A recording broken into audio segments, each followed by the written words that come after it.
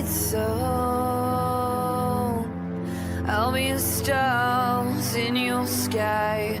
I'll be your goon as your beauty dies with you. Nothing wants me like you do. You'll be my beast when the night falls on you. I'll be your queen. Of your hearts, I want you to know. Of your hearts, I'm not ready to go. Do you believe in my heart? You're the chosen one. Hey everyone, what's up? Hey. Oh, hey. Hi. I was distracted. Welcome to Coffee and Cresties After Dark, and this is our second After Dark episode, but the first Industry Unplugged episode, which is a lot of fun, and we have panelists here. So those of you who already know me, or I guess those of you who don't, I'm Crystal. I'm with Gecko Diva, and Coffee and Cresties is my podcast. And we started these new sessions to kind of talk about industry and genetics and all fun things within the industry. And I have some awesome people here with me today. So I'm going to go and start with my top right. And I think what we'll do is we'll go do a little round table and just kind of say who you are and, you know, what you're working with. And we'll start with Bobby. All right, mine's pretty easy. Hi, I'm Bobby, I'm Gecko Cove, and I work with gargoyle geckos, and only gargoyle geckos. Nice. Yeah. And Bobby has his own podcast too, right? Yeah, the Gecko Cove connection just found on Gecko Cove's YouTube channel. So, yep, got a whole lineup of videos if you're bored. You don't only have gargoyle geckos because you just told us like 5 minutes ago you got something else. I only breed gargoyle geckos, yes. Got other pets. So, He says he only breeds gargoyles. Yes. But you know, the Oh, collection the rest, is you know, growing. maybe in the Expanding. future, other things. Yes, exactly. That's awesome. And we have Brian here from Who's Geckos. Brian, Who's Geckos? Primarily crested geckos. I do day geckos. I have a lot of I probably do almost all the new cows. I do Uris, I do kahua, lychees. The only thing I don't do anymore is gargoyle geckos. There you go. I legit just got rid of my last pair of gargoyle geckos probably earlier this year, and I still had eggs, and then I didn't realize I had eggs still, so now I still got damn gargoyle geckos that I can't get rid of. I'm like, damn gargoyles, they won't leave me alone. You just send them to me. You're good. Yeah, Bobby might take them. I was only doing the black and white stuff, so I don't have any red stuff. They're just black and white retics. Sounds like a new project for me. Yeah, There you go. I have a lot. Like I can't even. If I go, we could spend the whole session just naming everything. But like I keep monitors, I keep chameleons, everything. So What kind of chameleons do you have? I have a Banja Panthers, Okay. and that's it. Okay. It started as fun, and then when you just get one, you always like let me see if I can breed it, and then you get. That's two. always how it starts, though. Yeah. I'm sure it started like that for everybody here. Yeah, I don't think I have anything that here is not paired. Like there's no animals. Like everything has to be paired. Like I can't have just a pet. Like Bobby just got 1 Euromastic. So I'm like, I know. Yeah, who does that? For now. It's got to earn its rent. He has all the time on his hands now, so he's Yeah. Oh man, I'm in trouble. Yeah. And you used to do fish too, Brian? And you have like the best background ever. Oh, fish, everything. Yeah, I still keep a lot of fish. I have koi pond too and everything. Oh wow. But yeah, I used to breed stingrays for a long time. That's crazy. Yeah. How like is it difficult to breed stingrays? So I had a 10 by 4 by 3 foot kiddie pool in here breeding them. Oh, in wow. the basement. Yeah. So I used to, I mean, it's not difficult at all. And they give live birth. So And I used to breed black diamonds, and it was a really good market. I'm talking about like $5,000 a baby. And I Wow. would get from each female, I would get like 20 babies a year. So Okay. it was like a crazy good market. Now you probably get them for like $1,000 a baby, but it's just a lot of like water. And the Yeah. reason why I got out of it was so you can't control the water that comes out of your tap. So when the town, I live on a sewer system where I get I have them on a water district. Like there's no well water here. Yeah. Right. So they treat the water, especially in the springtime, because like the fertilizers from the lawn, from everything going into the aquifers, they treat it with extra chlorine. But they put enough chlorine that is still drinkable, but you can smell the chlorine coming from the tap, but it's super sensitive to stingrays, and Okay. and it just wiped everything. So Wow. I was like, I'm no more of that. Do they have like multiple births a year, or is it like I always thought stingrays only had like one pup birth. No. So it depends on the size of the female. The bigger the Okay. female, the more you get. In the beginning, you'll get like the first litter would be like 2, then you'll get 4, and as they keep giving birth, they just get bigger and bigger. That's And then wild. I've had females give me like 15 pups. Wow. At $5,000 a piece, that's awesome. Yeah, Yeah, it was crazy. so long as the market is okay for it.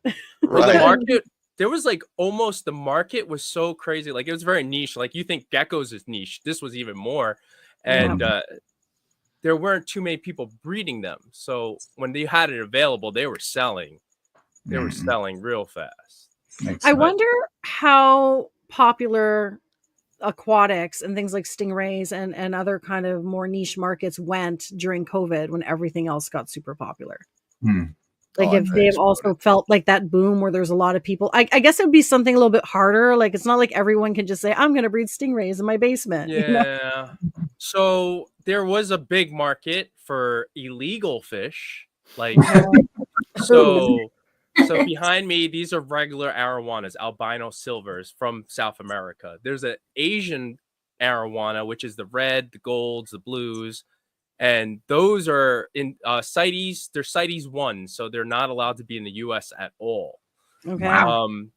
But there's a black market for it, and the black market was crazy. Like $1 million, easy, millions of dollars you can make in this black market. Now, are they invasive? Like, why wouldn't?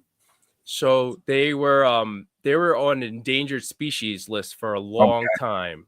Okay. And because in Asia they were sourcing them as food, and It's $1 million meal. yeah. Oh my gosh. But for us, with that fish is like $10,000, but to them it's food, right? It's crazy. It's crazy. It's crazy. Crystal, you need to have one as your background because you can have them in Canada. Yes, you can have them in Canada. Yeah. They're The arowanas? Asian arowanas. Yeah, you can probably get them for like $500-$600 to $1,000 legal price. Yeah, if my husband's watching this, he's probably going to write in the chat. He's like, no, we just got like, a modest fish tank not too long ago. And we have cichlids in it. So I got the Dempseys. So I have a couple of the Dempseys in there, and they're starting to get quite big. So I'm going to have to upgrade the tank at some point. Yeah. But arowanas get really big, and I don't know where I would put it here. I want to add more gecko racks. Okay. So the first time I saw him, it was Joey from the DIY King, the old YouTube channel that's still going. Joey Mullen. Yeah, and so I haven't seen him in a long time. Yeah, but that's where I don't know, but yeah, he was the one where I saw him building like enclosures. Yeah, he has good videos, but that guy. Yeah. Not your favorite. Brian's biting his tongue. I'm not friends with everybody on YouTube yet. It's not my podcast. It's not. I can't blast people on it. Good and on that note, let's go over to Flawless. I have one more question. Have you ever done the coral? I used to do a reef. I had a reef tank, and I'll never do. It's a lot of. I'll never do it again. Yeah, it's It's a lot of work. I have one. That's what I picked up during COVID was a reef tank. And I only did a 20-gallon cube, and the smaller ones are harder to keep than the larger ones. So you usually want to start with about a 40 breeder or bigger. But they're actually, the salt water's not hard. The fish only, like I've got them downstairs finally put in fake coral. I was so sick of just pumping money and killing coral, no matter what I did, no matter how much research. And the people who can do it, fantastic. They're amazing. But I've got 2 clowns and a fake coral tank, and I couldn't be happier. It's gorgeous. I want to know what garg that Misfit is talking about. You mean the one in the background? Like in the corner? A red one in Bobby's background. The little one in the corner? The one in the corner? Down there? No, there's one in the bottom corner. He's one of my new breeders this year. So yeah, your got arm. him paired to my girl Eve, who's just red on red. So we'll see if they turn out that way. That's awesome. Yeah. And Flawless. So you guys expanded now, right? So you're not just doing geckos anymore. So Flawless is the umbrella. Yes. And we have Flawless Crested Geckos as well as Flawless Exotic Creations. Yes. Flawless Exotic Creations is the ball python side, but it all stemmed from Flawless Crested Geckos. We've done leeches. We've done leeches. We've done gargoyles. We're like Brian. We got rid of our gargoyles. We have chewies, kahua. Yeah, those are awesome. Like we're just now getting to where we're really breeding with them this year, so we're excited about our chewies. Flawless Crested Geckos is going to be geckos and chihuahuas right now, and it's just all under the Flawless umbrella. Yep. That's awesome. Bobby's probably up there in this corner, like, shh, stop saying you keep getting rid of the guard geckos. It's because they're leaving it to you to do specialized products. Right. It didn't take much to get. I mean, people are snapping them up. Yeah, they were buying them. Yeah, absolutely. They bite hard. I've been bit by a tegu, by a lychee, and that winch was the first one that actually hurt. I was like, dang. They got little daggers. Yes. Yeah, absolutely. Yeah. I've only been bitten once, and it was totally my fault. I was showing them off to my kids, ran away, and I grabbed it too quick. He turned around and just snapped me. But it was okay, Yeah. A little flesh wound. That's all right. They're usually sweethearts. Golly. They're definitely the hot ones at when we're at the expo in Canada. Everyone comes around to the table. Do you have any gargs? Do you have any gargs? And it's like, no, I only have Cresties. It's like, maybe I should start looking into getting gargs because it's the number one thing that everyone asks for when they go to each table. Yeah. And we don't have that many people that have gargs, but it's like in Canada, it's just such a broad range of different things, right? Like ball pythons is predominantly what you see, but then you have basically a variety of different tables and different species here. So yeah, it always surprises me. It's like everyone really wants those gargs. It's a hot. Can't get better red. Let's see. We have some people watching here live, so let's pop in and give some shout outs before we get into some topics. We have AJ in the house. What's up? I was going to say good morning because I'm so used to saying good morning on Coffee and Cresties. I'm like, no, it is late. It is not morning. Samantha in the house. I was going to say it again. Good morning. No, good evening. And there's Brian. Samantha getting cozy for some dinner. Flawless. There's your little shout out. We got Rouge River in the house. David. Cassandra. We got some Canadians. All right. Misfit Gecko Army. Paul, the winner of 15 Minutes of Lame 2 years ago. The year before me. Large Marge Morse. Yes. That's an awesome. Yeah, Large Marge. Such a great name. People are quiet in the chats today. Maybe they'll start typing up as we start touching on some subjects. I think what I wanted to do is really just start off maybe with talking about shipping, because shipping has been like a huge hot topic lately. And maybe we can kind of chat and share some wisdom. So In Canada, we have two main shipping companies. Like we have Reptile Express and Reptile Runner. I have heard of some people shipping cargo like through Air Canada. Right. I don't know how popular that is. I've only heard a couple people use it, but it's mainly Reptile Express and Reptile Runner that we use. In the States, you guys have a lot more options, right? Mm-hmm. So you have what? Redline, Morph Market has a new shipping now. What other options do you have? Reptiles to You, Reptiles Express, Shipped Reptiles. Yeah, and Southwest has a cargo. Yeah, Delta Cargo, Southwest Cargo. Mm-hmm. You guys ship cargo? You guys do that a lot? We've not shipped out, but we've received in. Right. Okay. Yeah. Because you have to go to the airport for that. Yes. Yeah. But we're like we actually 12 minutes prefer that from our airport. Yeah, it's the just so easiest exact. thing. You can track it all the way, land, boom. Yeah, just it's handle it. there. You don't live in New York City. You don't want to go to the airport. You know. Yeah, I would imagine it JFK sucks. relative of where you live, right? If the airport's easy accessible, then it would definitely be the way to go. Like even for us, like when we do Reptile Express, a lot of the times, especially depending on the price or if I'm importing anything, I want it shipped to the hub, and our hub is basically FedEx at the airport. So I'm still driving to the Ottawa airport to go get the animals because I'm rural, so I always worry, right? Like if it's going to get stuck on a truck depending on the weather. So kind of the safer bet to go to a hub, but not everyone has that luxury to be able to go to the hub to pick it up. We've just always felt very strongly about hub pickup. Yeah, and it's always a strong preference. It's always been that way. Yeah, it just takes out so much of the risk of every different thing. What if, like, we just posted a reel on this the other day. The guy gets attacked by the dog. He gets attacked by the dog, and his package is like, I mean, you never know. What if he ended up getting really hurt, and now he's like laying there, or he's hauled off, and your package is somewhere in the yard beside you, like. And yet again, we're all human. What happens if you're arguing with the wife or the girlfriend and, you decide you're going to take an early lunch, leave the animal in the car? What if it's extremely cold or extremely hot?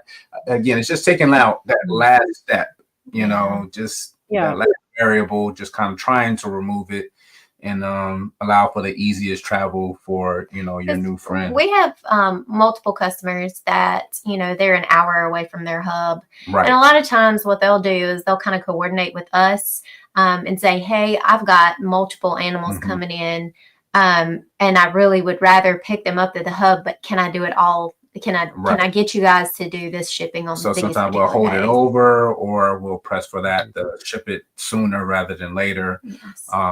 Weather allowing, and do it that way. I'm still here that, like at the hub, a lot of people work, right? And so right. a lot of people don't pick up at 10:30 the next morning. They'll pick up at lunch, or maybe they have to go right after work, and it's just safer, right? You don't have to worry about how warm or cold it is. It's an air-conditioned room. Especially for geckos, it's about the temperature we need them to be, and they're good until 4 or 5 o'clock to pick them up. That's why I've only shipped, I think, 2 geckos. Now I ship a lot less geckos than all of the people here, but 2 geckos this entire last 2 years. Otherwise, it's all been to the hub. I almost demand it. They have to really prove that that's not an option. But I have found too that the hubs are disappearing, and so we have to be a little bit flexible with certain areas, because it's if there's nothing anywhere nearby. I don't know if you guys have noticed this, but I found also that sometimes whatever shipping company that you use, it'll give you options, obviously, of the hubs that are willing to hold animals. Well, I found out this year, one of our Patreon members, she had been accepting animals at a hub that wasn't offered on any of the shipping companies. Wasn't listed. Because we checked all of them and it wasn't listed on any of them, but they will hold it. So sent to that. Was it? It was a store or a hub that they were shipping. It was an unlisted hub. It's an unlisted hub. Yeah. Oh.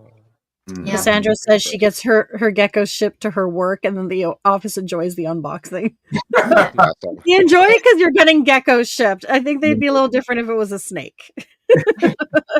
tends to have a different reaction in the office. Right.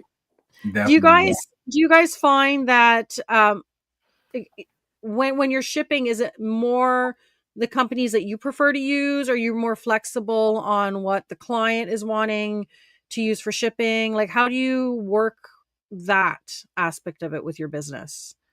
Well, for us, it's a lot of the time it's the customer is not as well versed in the shipping process, so we explain to them the scheduling process, the temperature needs or temperature requirements, and we kind of go in detail on what they should expect moving forward after they've purchased, their new friend. So it kind of brings them kind of at ease for their purchase. As well as it tends to answer any questions before they have questions. And then from there, we just kind of to the rates because we tend to use redline shipping as well as morph market shipping We'll use both. typically. So that's pretty much it. I mean, we've been patrons of Reptiles to You. We love Debbie. We'll Reptiles get Express. Reptiles Express when Yep. we send it to Canada. We're an equal opportunist. Absolutely. An equal opportunity shipper. Whatever works best at the time. So You're also a business too, which Right. if you can pass the savings on to your customer, and that's what I kind of explained. I mean, again, I've never had anybody say I have to ship with X company, right? Yeah. Typically, if I give them either a flat rate shipping price, which a lot of people are doing these days, or if it's someone where I'm like, all right, you're paying for shipping, here's the best price I found. Usually, they're okay with that, no matter what it is. And I think that's kind of the fun part of the competitive market here in the U.S. There's enough shipping providers where they're jockeying for that position, and it's really benefited us as consumers, and we can pass those savings on to our customers because if it's cheaper to ship you the animal, more people are willing to buy. Oh yeah, Yeah. So, definitely. I'm gonna be a little bit You're gonna stir the pot? Yeah. Well, we brought you, Brian. Yeah. I know where you're going with this. You know how it goes. So, like Will and Audra here, I've also used multiple different shipping companies. I've used Debbie. Debbie is absolutely amazing. I love Debbie. Amazing. Like legit, every time I see her at Tenley, we have a great time. We hang out, we joke, and I love her. She does. People and I'm who gonna tell don't know who Debbie is. Reptiles she's Reptiles to You. Okay. She manages the Reptiles to You, and a lot of people are misinformed. They think she owns it as like maybe whatever, but actually, Gans from Crickets is the one he owns it. But Debbie works for him, and she manages the company. Right. So she goes. I'm gonna tell you, out of all the shipping companies, she goes above and beyond. She takes the time to send you a private message like, hey, listen, before you get your notification about your package being delayed, if you're receiving a gecko or you sent an animal, she's going to send you a message. Absolutely. Right?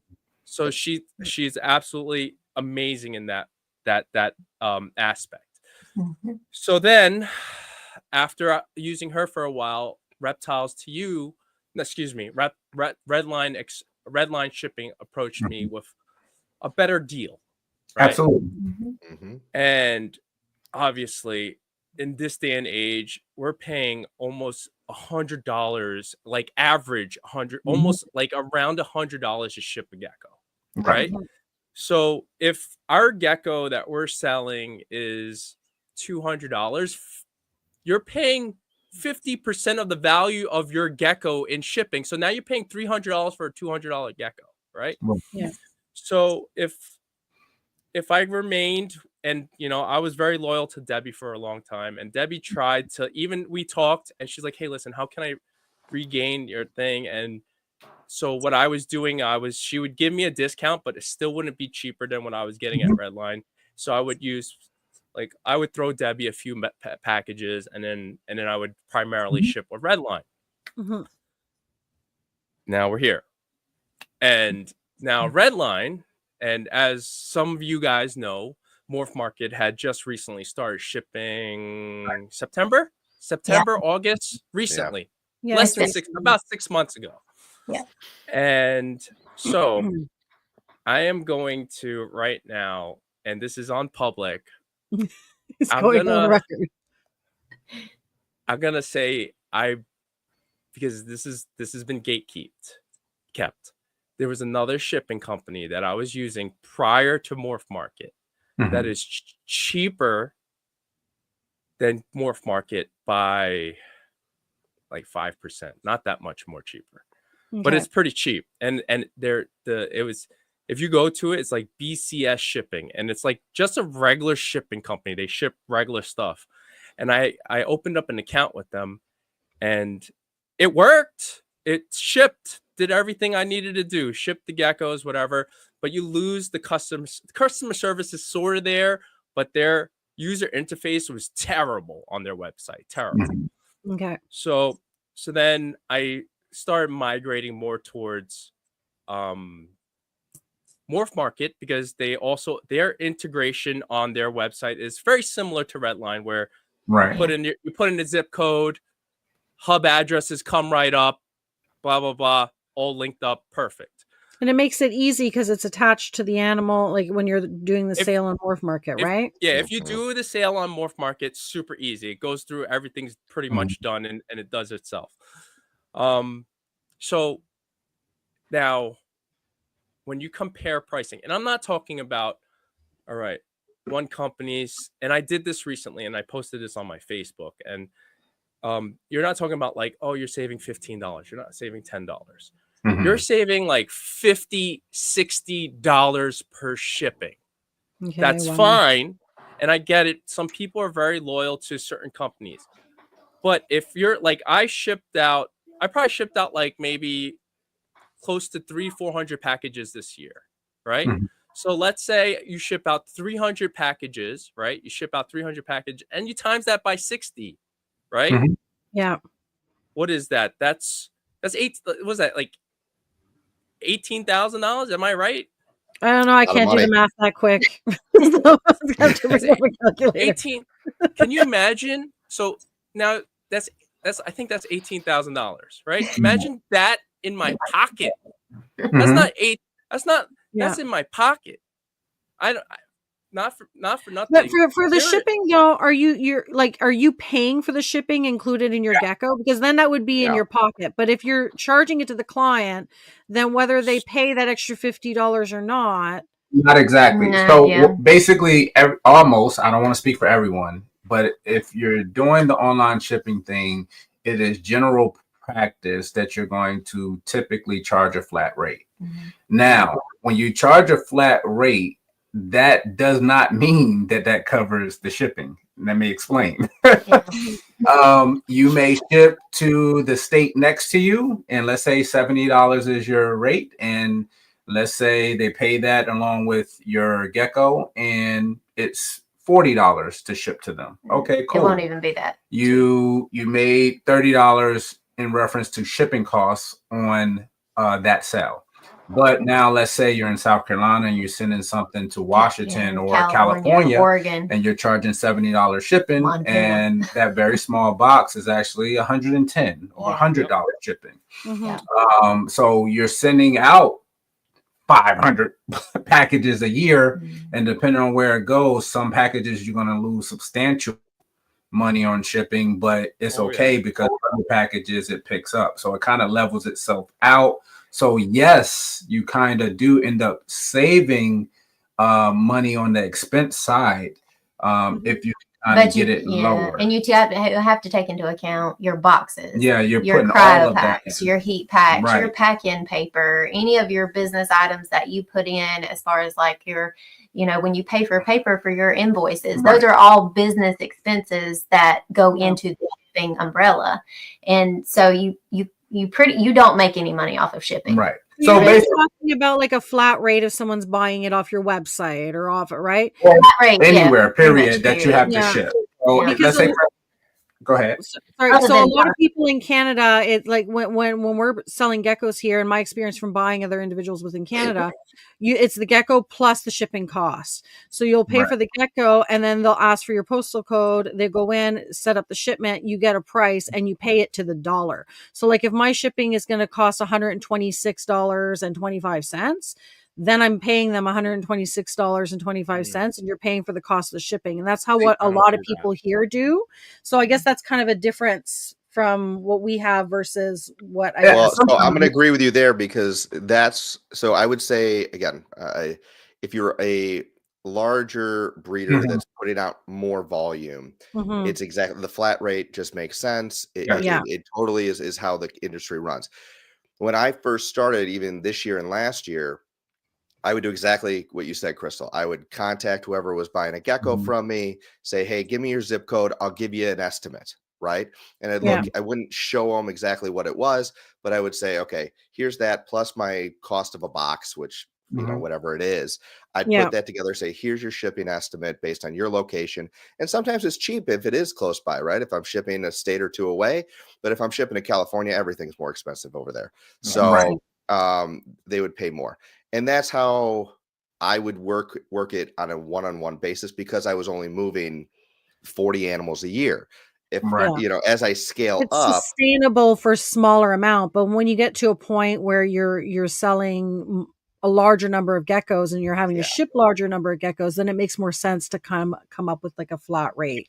It's like Exactly. the USPS thought Right. process. Like if you think about it, which you're in Canada, so you don't really get the USPS thing, but a flat rate is, a flat rate box or a flat rate envelope, and whatever you fit in that flat rate is you're getting for that. Not So. only that, here's something to think about as well, because the field that we're all in with reptiles, this is not a necessity, so even as a larger volume, smaller volume is not a necessity. So what's going to end up happening sometimes, even as a smaller or larger someone, if you don't have that marked up there or put up there where your customer or potential customer knows exactly what they're expected to purchase, they're going to have a hierarchy, a priority list of animals. So now when they see yours, that is the one I want, and there's no shipping. Let me contact them, and I contact you and I inquire about shipping.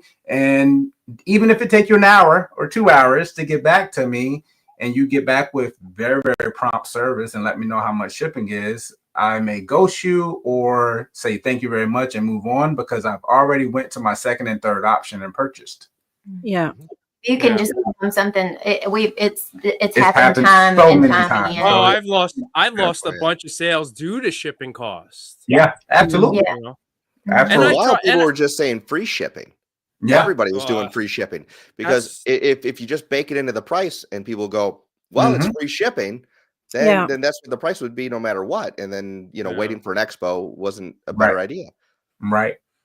We will do that. Like there was something that went around, and I can't remember exactly what it was, but it was like some of those really high priced animals years ago. I think it was a couple of years ago when I saw it come across. Somebody was upset because they paid like, I don't know, 10, 15 grand for a gecko. And then the seller wanted to charge him shipping. And I don't mean a lot. So if you buy a gecko over $2 grand with us, you're not going to pay shipping. I mean, I would imagine there's a threshold where it's like it's just included.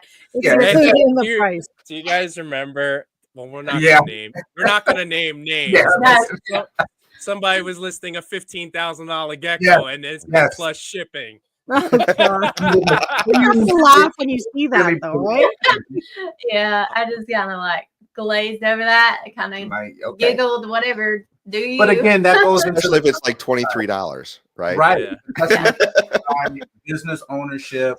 A lot of us, that do this, we don't own, a gazillion different businesses. So sometimes this is the experience we get. Yeah. It sucks to get that experience, but sometimes you just gotta be like, man, that just makes sense, and kind of go that route. Yeah. I see in the comments, Gerald's asking about the $1,000 animal and be comfortable. Yes. To be quite honest, I mean, we've shipped multiple tens of thousands of dollars of geckos to Korea when that was like a huge thing, to South Korea. And I mean, you just have to hope and pray for the best. You just have to do it. Each animal we send out thousands of animals by this point. Each one, your heart skips a little bit because you want to make sure that they get there healthy and all that.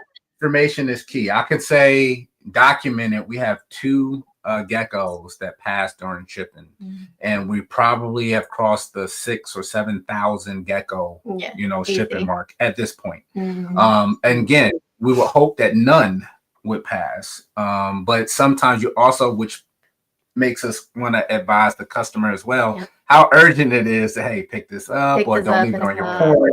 You have those issues as well, because just because things are urgent and you kind of pay attention to details doesn't mean the person that is purchasing their first or maybe even their 5th gecko is kind of going to be wanting to leave work or go home or whatever it may be. So you're going to have issues that may occur. Because that is one reason why, like he's saying, is like we impress upon people to pick up at Hubs. Is the first one was it's not mandatory, but we the first animal we lost was early in our career, I guess you would say, and it was a residence pickup in Texas, and it was just a temperature.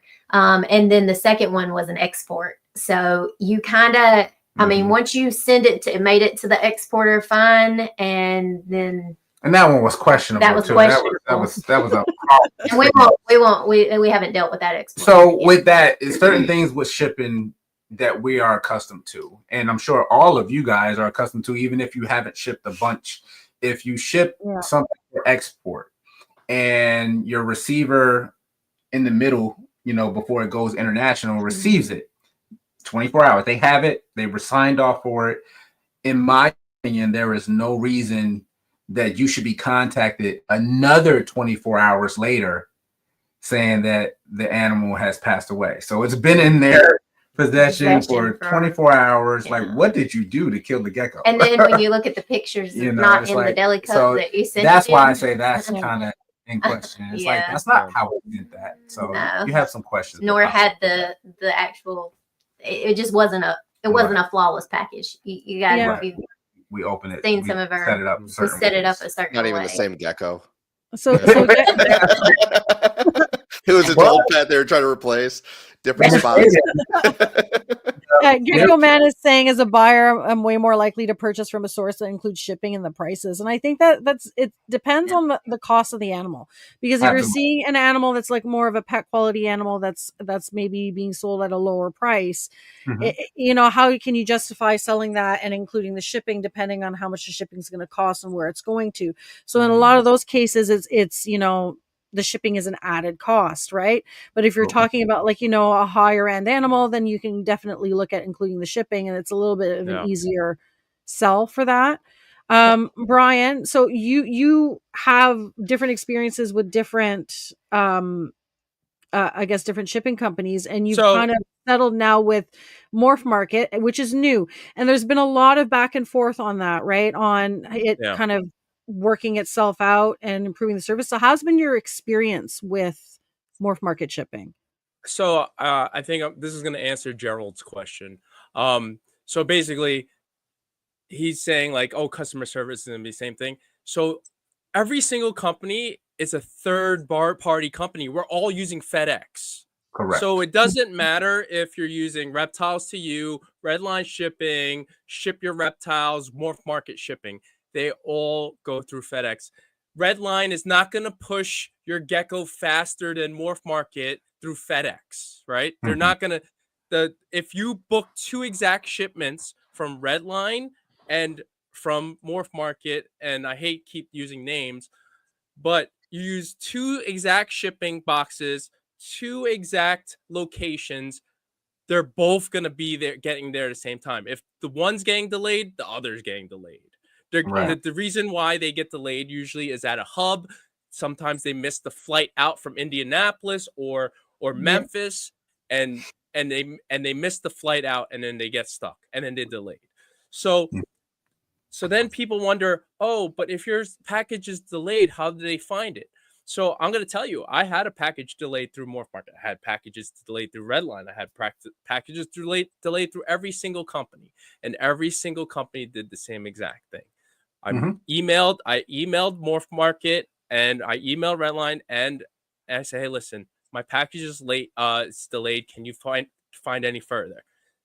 Within, I don't even know. It was like 5-minute response. I get a 5-minute response. They're like, hey, we just contacted our FedEx liaison, and they're looking for your package now. Can you? And this is my recent experience with Morph Market. Can you give a description of how your box looks?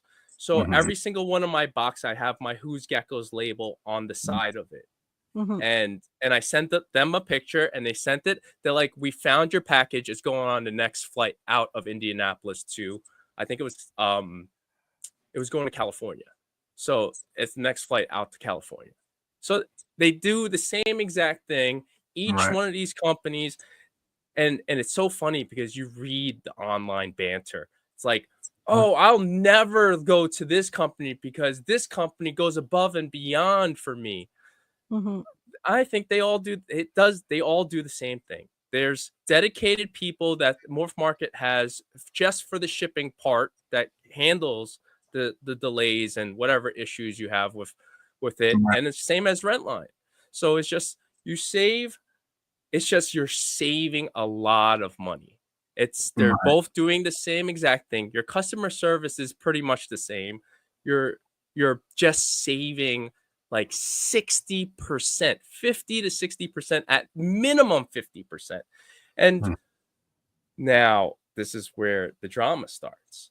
So a lot of people are starting to say, Morph Market is dropping the price so low so they can monopolize. And then when they push out all these companies, they're going to raise the price up. So I had the pleasure to talk to the owner of Morph Market, Darian. I said, what's this case about you raising pricing once all these companies are out? He goes, at the end of the day, I'm never going to push these companies out. I may become one of the top shipping ones, but the more people that ship with me, the cheaper my rates go. Because and it makes sense because I actually contacted FedEx to try to open my own FedEx shipping to see if I can do it. Not to make a shipping company, but just to ship my own geckos, right? There has been people that have done that I've heard that have accounts with FedEx directly, right? It's extremely expensive. It's super expensive. The amount of volume that you have, $100,000 a year. Oh my god! Yeah. Okay. The volume you have to push through to make it worthwhile isn't impossible. There's Misfit asking the same thing. And I'm here over my little Canadian self having no clue how much it is to start on. So the more people that ship with a certain company, the cheaper the rates can go. And he goes, even with the amount of money that he the discounted rate that he's been offering, he still has profited. And I'm not going to throw out his numbers because he told me these numbers, but the amount of money he made in the first 2 months of shipping, and he said he didn't even have that many people. He made with even at the cheap rate, he made crazy amount of profit.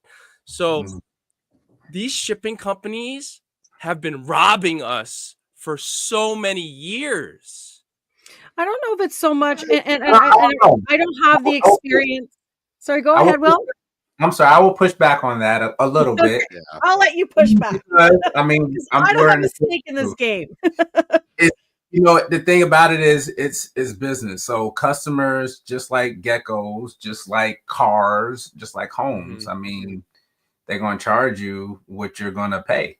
I mean, that's just how it goes. All the shipping companies where, it's a supply and demand thing. I know people hate to hear that cliche, but it is like, they had that supply and demand kind of gridlocked, and that's where your price ends up being, where it's good for competition. Right. It's what people were willing to pay at the time. Exactly. People aren't willing to pay that so crazy because that overhead, the amount the amount of profit that they make, it's so crazy. Because remember, so should you give away your geckos for $100 if you can get 5,000 for them? I mean, look at that overhead. What does it cost you more? Same thing. Exactly. It's true. The problem comes what's the next step, though. The next step is imagine, Elon Musk coming in. You see what I'm saying? Like, where do you end up stopping? Because when you go that route, you know, with the brand spanking new company and trying to earn the trust of the people, you know, and now a new person's on the scene, and let's say they already making money. Let's say someone pissed them off and they come in and they say, hey, I don't want to make any money.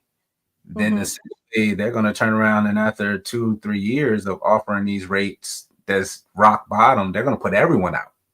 So, I mean, I guess you got to kind of find the median in there and figure it out. Yeah, you have to. I mean, you have to be competitive. You can't be super, super low to where you're not bringing anything, but you can't be super high either, just because you want to be, and I think that's been exposed if you can say anything. Well, I think what's happening here is that you've got a company like Morph Market that has diversified. I can't talk today. It's late. I need my coffee. They've diversified their products, right? He's not just in the shipping company. He's got Morph Market by itself. He's got his enclosures. So he's an industry disruptor is really what he's doing. And he's leveraging, just like Costco leverages their chicken is really cheap, even though they take a loss, right? And but they're selling more TVs or whatever it may be. And so, you know, I think it's good for the hobby to have those disruptors, because it's going to go in lower prices. It's going to make it competitive. And most of us are going to ship with, if it's the same quality product, if we get the same customer service. Ryan, I believed everything you were saying, right? That you were 100% right. Absolutely. It is the same thing, but there's two things. One, he came in and he said, hey, I can take a little bit of a loss, but in the long run, I'm going to make money. And there might be other players who can do that better than he can, right? They could be coming out of the woodwork. We don't know. You know, so it's, to me, I see it as a net positive if we keep competing, because at the end of the day, it's just going to benefit us as breeders, as consumers. And maybe, you know, the other companies, maybe they can, you know, cut down on their staff a little bit. Not that we want people to lose their jobs, but they can be smarter with their business model to be competitive. And I think that would drive the industry as well. But at the end of the day, it's good for everyone, because it allows more options for people that they have to choose from.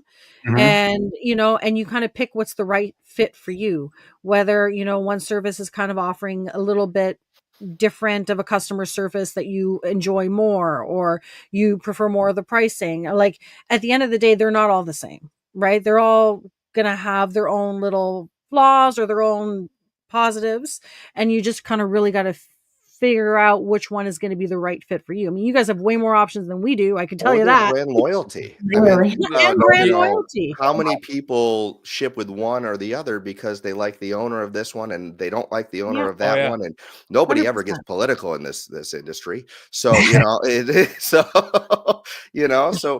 it's people are going to shop where they feel comfortable. And, you know, even being a disruptor, you know, there are people who, you know, have to trust that company to initially ship with them. Now, you know, Morph Market had a following with their other businesses, so that helped them.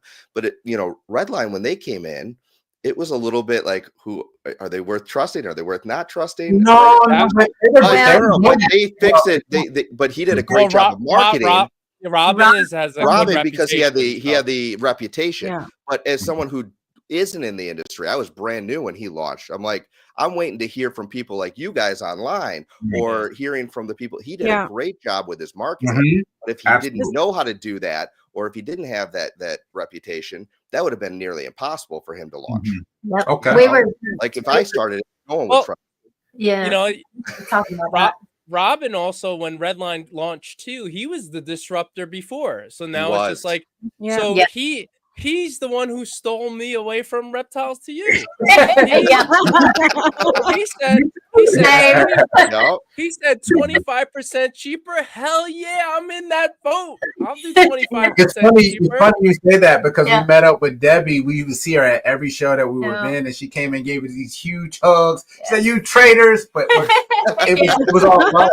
It was all love. They know Fans, and we, you know, we wasn't ducking anything. Like, we just, It just is what it was. Yeah. And it's been amazing. We still talk to her all the time. Well, at the show. I have to give Robin props too, because Yeah. Robin, he inboxed us and he's like, look, I understand, I understand this, if I just can't compete with that price as of now. And he's like, but I understand as far as a business is concerned, if you have to, ship with somebody else. Like he wasn't, salty about it or anything. He's always been like just straight good guy too. And yet the same, we still support him. Still ship with him. Yeah. We buy boxes. Throw him a little bit here, throw him a little bit there. Yeah. We buy boxes from different places. It just Absolutely. we got a lot of love to Can give. we talk about that for a second? Because I just bought new boxes. Well, that's the next topic, Bobby. We're getting into supplies now. Okay. Can I jump in there? Or do you want to ask your question? I don't want to step No, on your you toes. can jump into it. So let's talk about supplies. So that's one thing I will say, that the quality to me really matters. If you're spending that much money on a box, just the little things matter. How the printing, what's the CITES thing on it. I just got and I use a lot of the time, like I said earlier, I use Morph Mark in shipping, and it's great. But I just bought their boxes, and they are basically straight plain Jane, nothing on them, and maybe that's a good thing for some people. But for me, I just saw a major quality. I bought Redline before. I used all the companies to buy boxes, and I've received a whole bunch. But Redline's boxes are the best boxes, period. End of statement. Oh, the quality is just above everyone else. Like styrofoam. Oh, yeah. The great and the presentation it gives when people get your packages, that also is part of your brand, and I think that makes a difference. Now, cost-wise, do you find that is it like pretty comparable, their boxes compared to other boxes? Because I know for us, like I was speaking to Robin to have the face packs brought into Canada, so that Sam got a bunch of face packs because I want to try them, and because we have the cryo packs, and I want something a little bit more natural, right? And I love the face packs, and I could tell you the face packs are around the same price as what we pay for the cryo packs, so it wasn't a huge increase. So what are you finding with supplies? Like, is there a huge difference with different companies, or? I would say box wise, Redline is going to have the best boxes on the market. Yeah, period. I agree. If you're talking about quality, if you're about to send and something's 80 degrees right at your tipping point or something, they're going to have the best insulation, the best boxes to offer from what we've seen. I think as far as like cryo packs, I love Redline Shipping's cryo packs. Their face packs because they just have such good branding, and we're nuts about branding. Right. But the price value is hard to compete with the cryo pack. Yeah. And I mean, I'll be honest, like when we get on our Pangea, behind the scenes with Pangea, when you can get on there and have, resell whatever account, they actually, if you're able to place an order that is high enough to qualify for their free shipping, theirs probably is actually I think the best price as far as the face packs from Pangea. It's the same. It's the same thing. It's just coconut oil. Right. I swear it is true. I've heard that. 100%. That's what I heard too. So I did an experiment. I took a 777 and I took a cryo pack 22, and then I used both Pangea and I both used Redline's whatever, their phase changing. Their little face packs. Yes, that exact. So actually, if you use a Bluetooth thermometer and you put it in, so the cryo pack actually holds the temperature the best. That one holds the this one best. If that explodes though, those are so I put it in my driveway. In my driveway, in the sun, 100 degrees. That cryo pack held that temperature for 76 degrees for at least 6 hours of direct. The phase ones with the oil, the coconut oil, it got up to 82. Right. So how long did it take to get to that point? Did you measure like the length of time? So yeah, it took 2.5 hours to get to 82, and then and it just maintained at 82, and then the phase cryo pack maintained 76 for 6 hours. Okay. Oh wow. Yeah. Is it bad? I'm tempted to go to Costco, buy one of those jugs of coconut oil. I've got a sealer. You could do that. You might see, Gecko Cove coconut oil bags. Yeah. So I still use both though. When in extreme temperatures, I use cryo because they're more expensive. But the phased ones, because they're more eco-friendly instead of like this weird chemical, I rather use that. And then like if like temperatures are in that ideal temp, like you're like between 60 and 75, I'll use the phase. Right. Yeah, but so I use Redline shipping boxes, and so I've actually used Reptiles to You, and all my money went to Reptiles to You for their packaging. They are by far with shipping, so it goes based on how your location is. If you're on the West Coast, you're definitely not going to get a good deal on, because the amount of shipping that it costs from they're in Georgia, right? Are they in Georgia too? Yep. Augusta. So their shipping to me is not that expensive. So the price per box is cheaper. I have not used Morph Market shipping boxes. I priced it out. It's very similar to Reptiles to You. So but Redline shipping, their styrofoam is way much more dense. I definitely like it's much more dense than I believe it goes with Misfit Gecko Army's question. I believe is rebranding Reptile Basic 3/4 inch. Yes. Yeah. They are using their sword. Rich Reptile Basics cuts their styrofoam. Yeah, I know that. Nice. Yeah. Yeah, I like to do it, but for me it's like I think it's like almost $2 more a box. Right. So it's like you said, when you have stuff that ends up being borderline, you just have a few of them, like a case of them sitting there pretty much for the year. And anytime you have to send something to, I don't know, like extreme temperatures, right? Yes, exactly. As extreme as they would get, other than to just hold it. But yeah.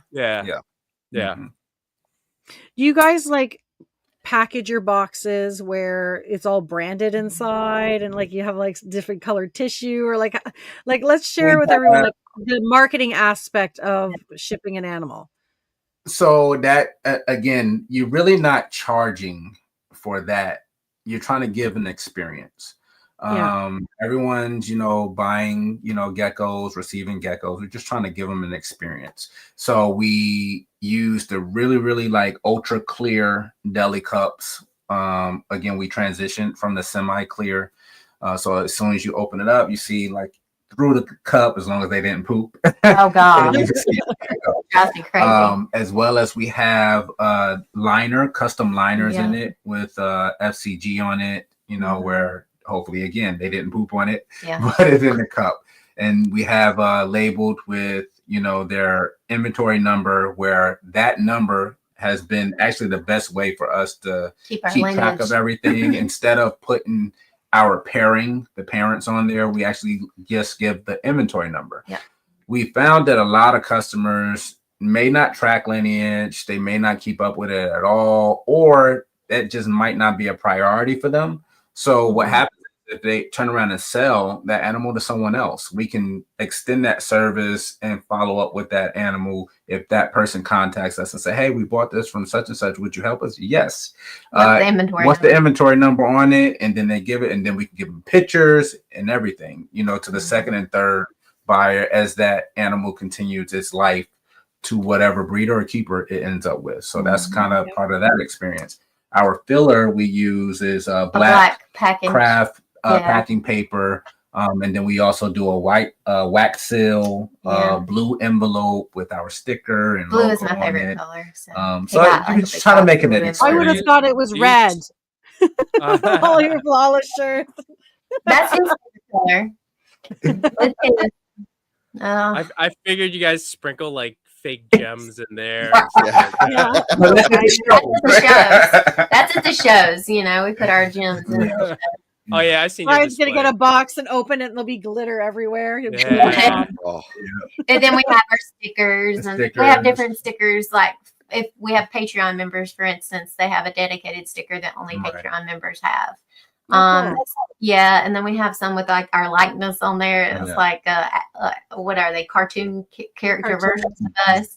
Yeah. And then we've, you know, I've drawn up some of ours, and then we've gotten some created by some awesome Right. artists. It's all the and stuff. merchandising side of it. merchandise. Even with Patreon, we just dropped out with these jerseys. We have a bunch of Yeah. different jerseys, and we're rolling out with Jerseys. that for Patreon members to kind of walk around, and they want to wear the jerseys that we wear to all the shows and put in the video. So that's kind of cool as well. Our tape that we wrap our box, we have Yep. this logo here in red, and that Okay. covers Oh, the nice. box. So again, we're just trying to make an experience. Yeah. That's one thing I designed and I'm looking to order is my own packing tape. Mhm. Yeah. Actually, Where it Max with like matches with the branding and then has like little fun messages on it and stuff. Well, that's good to have on your outside packages, so they can like FedEx or whatever shipping company Yeah. can identify your boxes. Yeah. Mhm. Which Yeah, is no- interesting you say that, Brian, because I was listening. I forget which podcast it was about shipping. It might have been with Robin, and he was saying something about like the best designed box for reptiles is one that has nothing on it whatsoever because it looks yeah. like a reptile box. You know, they Oh, don't treat nice. it as nice. Oh, that's Yeah. sweet. That's really Oh, nice. so you're saying when they see reptiles, they're like, "Fuck this shit." Yeah, exactly. Oh. Or they're afraid it's a snake. Right. Well, you know, there was a situation actually. I want to say it was last year where one of the girls was getting her gecko delivered at her house, and she just heard the doorbell ring, and she went over, and the box is all kind of messed up on her front porch, and they just left it there. So she brought it in, and she checked her Ring camera, and she has it on video, and she posted the video that the guy just came up to the door from at like chest level and just dropped the box Mhm. on the Yeah. ground on her porch and then walked away. So I mean, I would imagine sometimes, you know, You, I mean, yeah. not If everybody loves reptiles. But I think they're going to do that regardless if they're doing that, Yeah. unfortunately. Yeah. Definitely. Yeah. that's like your video should- where they're like kicking you the gotta- box around. Put And a that's another- live kitten inside. Yeah. They probably still do it. It's just unfortunate. That's another really pro of doing a pickup hub is that yes, you probably have same types of individuals at the In hub, between, right? but say your gecko has been in the hands of somebody like that at the hub, and then it gets on the truck and it's also in the hands of somebody. It might It's just put a- one more. Yeah, One- I mean, yeah, just eliminate that extra. You know, Eliminate. might as Right. well. mhm. Well, and do your hub people like? I've got two people that every time I go to the same hub, they are always the same two people there. They know the reptile people. They, you know, and I kind of like that. They're like, "What critter do you got today? What'd you I get don't today? think- You know, what are you shipping out I don't today?" think it's fair though, Yeah. because we have probably like 4 or 5 different people, and they know us And by they name. all know us. They And gave us our like, phone we have numbers. the We can direct call number them. into our hub, Like, which is it's crazy. like I don't know if you've noticed that you cannot call. Yeah, you can't call directly these into it. hubs. Like, And they gave us the number inside the Yeah. hub. So, that's been cool. I got my guy's number too, Fred. Yeah. Yeah. Oh, that's like, See, So they get to be our I'm friends. telling you, you know what you got to do is you got to buy them donuts, Yeah. coffee. That's what I do. yeah, Christmas Ooh, I go cards. there, Oh, yeah. Donuts. get them. I buy. My guy has a whole bunch of Yeti cups from me. You know, Yeah. Awesome. yeah, he loves. And also yeah. another tip: you never call them, never text them unless you Oh, need yeah. Unless to. you need Unless to. you need Never to. call. Don't bother. Oh. Don't- My guy called me. I didn't realize I was getting a shipment, and he's like, Right. "Hey man, Brian, we're closing soon. Are you coming to get this?" I'm like, "Get what?" He goes, "You got a Mhm. package here." I'm like, "Oh They shit!" did that with us. Yeah. They did that with us. You're just that busy. You forgot about the package. Yeah, there's a lot. For a long Mhm. time, I was getting so many animals. I just couldn't keep track of how many animals. I guarantee you, I can pretty much guarantee you, there's geckos out there that I paid for that I've never received and I forgot about. I can guarantee you that right now. Oh, wow. Oh my god. I know it. I know there's somewhere because I have such shitty memory, and then there's a lot of times where people like they reach out to me, "Hey, are you ready to receive your gecko?" I'm like, "What gecko?" And then I have to look it up. I'm like, "Oh shit, I bought that." Good comment. So we tend to ask our customers Yeah. when they do want home delivery. We ask our customers like, and they tend to think it's weird, but we're like, do you have like your delivery guy's phone number? Do you have like a relationship, a friendship or something? They're like, huh? No, it's just the fetish guy. Yeah. Where are you going with this? Yeah. They're like, yeah, I sleep with him when my husband's at work. We have hours, you know, and then he'll text and say, hey, I'll be in your neighborhood in 2 hours. Yeah. I'm like, that's awesome. There was one point where I was working full time from home, right? And this is when we were buying a lot of snakes and a lot of geckos. And the FedEx guy was at our house. God knows how often. It was the same guy all the time. He's like, "What's in the box today?" Yep. You get to know them, right? Yeah. Oh, Well, then you get a random person that's not the same, and you're like, "Who are you?" FedEx guy's a Patreon member. Our delivery guy for the everyday stuff. No way. Yeah. Nice. Oh wow. Yeah. So your FedEx guy he has animals. Geckos, for you guys yeah. too? Oh Yeah. wow. He's Did he have them before he No. started delivering? So you No. Oh, converted you him. got him into it because you were like, "What the hell are you guys doing?" And he's like, That's That's a great cool. That was smart. wow. We had Did you guys lots of see Amazon getting in on this? Oh man. No. Right? Need to. The electric trucks delivering your gecko. Jeez. Oh my god. Drones. Oh God, drones. Jeez. I wonder what their shipping price would be, you know, with volume, Yeah. right? Yeah, wow. Exactly. So do many of you do you guys do a lot of import export? Like, let's touch base on that whole side of it, because I mean, Crested Geckos is a bit easier being non-CITES, right? Yeah, a lot that process. A So lot. how's been your experience? Like, has it been a lot of different places, mainly specific locations, or? Let me tell you. Mine was free. Right. So we have shipped our first international shipments were to South Korea. Mhm. And that is a really easy process. They over there, they know what the heck Right. they're doing. That's for sure. They know when they want it, and they already have it worked out. They're like, will you send, to this person on this day? And I mean, they usually are just on top of it. Mhm. And then we have sent to the UK multiple times. Yeah. That is, It's always changing. it's always changing. Yeah. I think that has to do with like, what is it? ham. Brexit? They have Brexit? ham and Brexit. No, the Brexit, all that, those rules and regulations for the UK.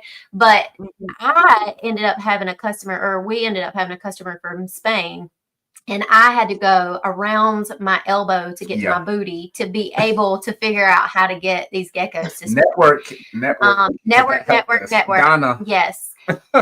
My Chris Crimson and Cresties. Cresties. She came in clutch on that Yes, one because she knew somebody who lived close to the exporter, Mhm. The importer exporter. So they were able to go pick up at the exporter and deliver to the ham show. Yeah. Oh, Yes, or no, it's Houghton. Because Yes. in the UK. Because she's in the UK, and I was like, Donna, you have to help me. How do I get this to this country? Like, I have no idea how to do this, because it was going to be ultra expensive. When I tell you, every exporter I talked to for one $500 gecko, it was like $1,800 to send it to. Insane. And I'm like, that's ridiculous. Like, I even got to the point where I was like, what is the cheapest airport to fly into in Spain? And I will And just go for a trip. I will just take orders and go over there and rent a darn car and deliver them myself. I'll just drive. Yes, I'm like, Have a vacation while you're at it, right? Yeah, and you get a free vacation. I mean, and honestly, to be fair, it would have been cheaper for me to do that. Like, it would have been, because it was like $750 for a round trip ticket to Spain, and I could fly directly into the airport. And like, I was checking all the specifics, like each country has their different things, like rules and regulations for bringing an animal in.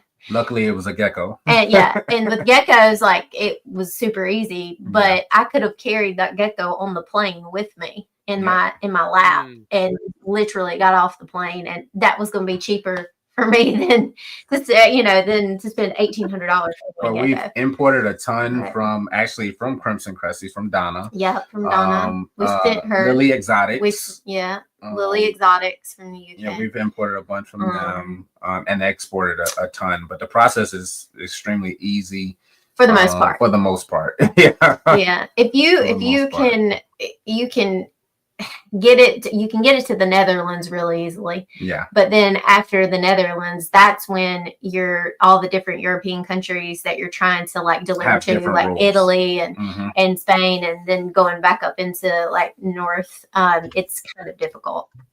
It starts to be taxes with those. Not necessarily. I think that's worked into some of your import fees. It's worked into their import fees. So after they've already paid kind of for shipping and everything, you're kind of working through everything on the shipping side, and then they kind of have to rectify that on the receiving side, which we've had to do as well on the receiving side when we first got caps in, and we brought those in, and then we had to sit in Atlanta for close to 10 hours as we had to sign off. I have to kick myself out for a second. My camera has stopped working and I can't get it back on. So keep the conversation going. I'll be back. Well, we actually got our import-export license. So that was something. So like I legitimately could have done an import-export. I thought about doing that at one point. It's like we were having so many problems with just getting something to these countries, in a more economical way. And I'm like, well, we have our import-export license. Dang, I'll just do it myself, A lot of international. Yeah. You guys still do like kind of group import or export with other people? I know a lot of smaller breeders do that. No, we don't. No. Never done that. I've never imported anything, but I've only exported, and usually I just ship to the exporter in the US, and then they take care of the rest. Usually it's just so much easier. I don't want to deal with all the extra. I'd rather not. Honestly, I'd rather not make the sales. Really, no. I've actually turned down stuff because I'm like, I don't know how to do it. Like, this is a X amount gecko. It's I just tell them to. They arrange who they want me to ship to in the US, and then they take care of the rest, and that's it. Yeah. Most people they take care of it. The ones that always bring in stuff, they know who to contact. They say ship to this guy in Texas, ship to this guy in Florida, ship to this person in Cali, and that's it. And take care of it. Now it's been that way, specifically with our South Korean friends. They knew exactly what to do. But it's just like I definitely went the extra mile to try to get that gecko. Like I don't know. It was like, don't tell me I can't do this. Like there has to be a way now. So I think that's just where that came from. So when I first started, I actually saw this one male who I ended up getting, and he was up in Canada. And so I reached out to the guy. I'm like, I had no idea that it cost more money to ship from Canada at that point. I was such a newbie. And I'm negotiating with him like, how about free shipping? And he goes, if you buy another gecko, I'll do free shipping. So I did. I bought 2 geckos and it totally worked out. And I got free shipping. Oh, wow. And the other gecko only cost me like $400, and it was a gorgeous, ready to breed female. And I'm like, cool. All right. That works. So I thought the next person I did that to, they thought I was absolutely insane, which I was. So, I think he had like a big shipment coming in, and mine was just a throw on. But you should go on Feedle and ask for free shipping. Yeah. Okay, that's actually a good one. Can I get a $50 Sable for free shipping? Yeah. Well, okay. Do they negotiate with any of you guys? Because like I've literally asked like, okay, hey, I like this gecko. Is there any negotiation? Can I pay this amount? They're like, actually, it's more expensive now. It's male. We haven't purchased what? yet. No, we haven't done a order yet. Yeah, I have not tried to buy anything from there. I feel like if you ask questions, the price goes up instead of down. That's my only experience. It's very limited, but no. and they're super straightforward. It's just like there's no sugar coating any of that conversation. Nah. Very straightforward. Which I like that. Like I respect that. I'm like, they don't tell me what I need to know and what I don't need to know. And if they don't like it, like they're pretty quick to let you know. Oh yeah. At least you know where you stand. There's no beating around the bush. Oh, I really like your animal, but I gotta ask my dog and cat. I gotta ask my dog. Or oh yeah, I found another one that looks exactly like it for $500 cheaper. Oh, welcome back. I was panicking because I don't know enough about StreamYard, and I'm like, it would not turn off or turn back on, and I'm like, if I leave the studio, is it going to end my stream? No, I don't think it does. We're all professionals. We got you. Don't worry. Yeah, we're good. You guys had this conversation going. Sorry, I don't know what happened. My camera would not reconnect. It happens. Yeah. We know all about it. Yeah. Yep. That's why it's always good to have more people online, right? So that you can keep the conversation going. Absolutely. Yeah, Sly Kitten's telling me that I've gone, was it? Y'all going rogue. It's the so I didn't mean to interrupt the conversation. Keep it going because I know you guys were talking I think about we ended it. We came in at a good time. We're ending exporting stuff. Okay, so why don't we move off? We've been chatting for over an hour now on shipping. So why don't we move into like sales platforms? Because there's so many new ones that have popped up now. A lot of the time at first there was, your own website, you had expos. A lot of people started doing auctions on YouTube. And then you started seeing now platforms like Palm Street popping up, right? Where people are now doing auctions on there. So I would imagine that you've all had varied experiences on all platforms. I know some of you are newer to like platforms like Palm Street. So who wants to get the conversation started on sales platforms, experiences? Go, Bobby, you can start. I'll do it. Bobby's got some new experiences too with this, right? So I do. So I've done actually in this past year, it was my first time doing an expo, a major expo. First time really selling heavily on Morph Market. I have my own website, but I don't sell on that. I direct everybody to Morph Market.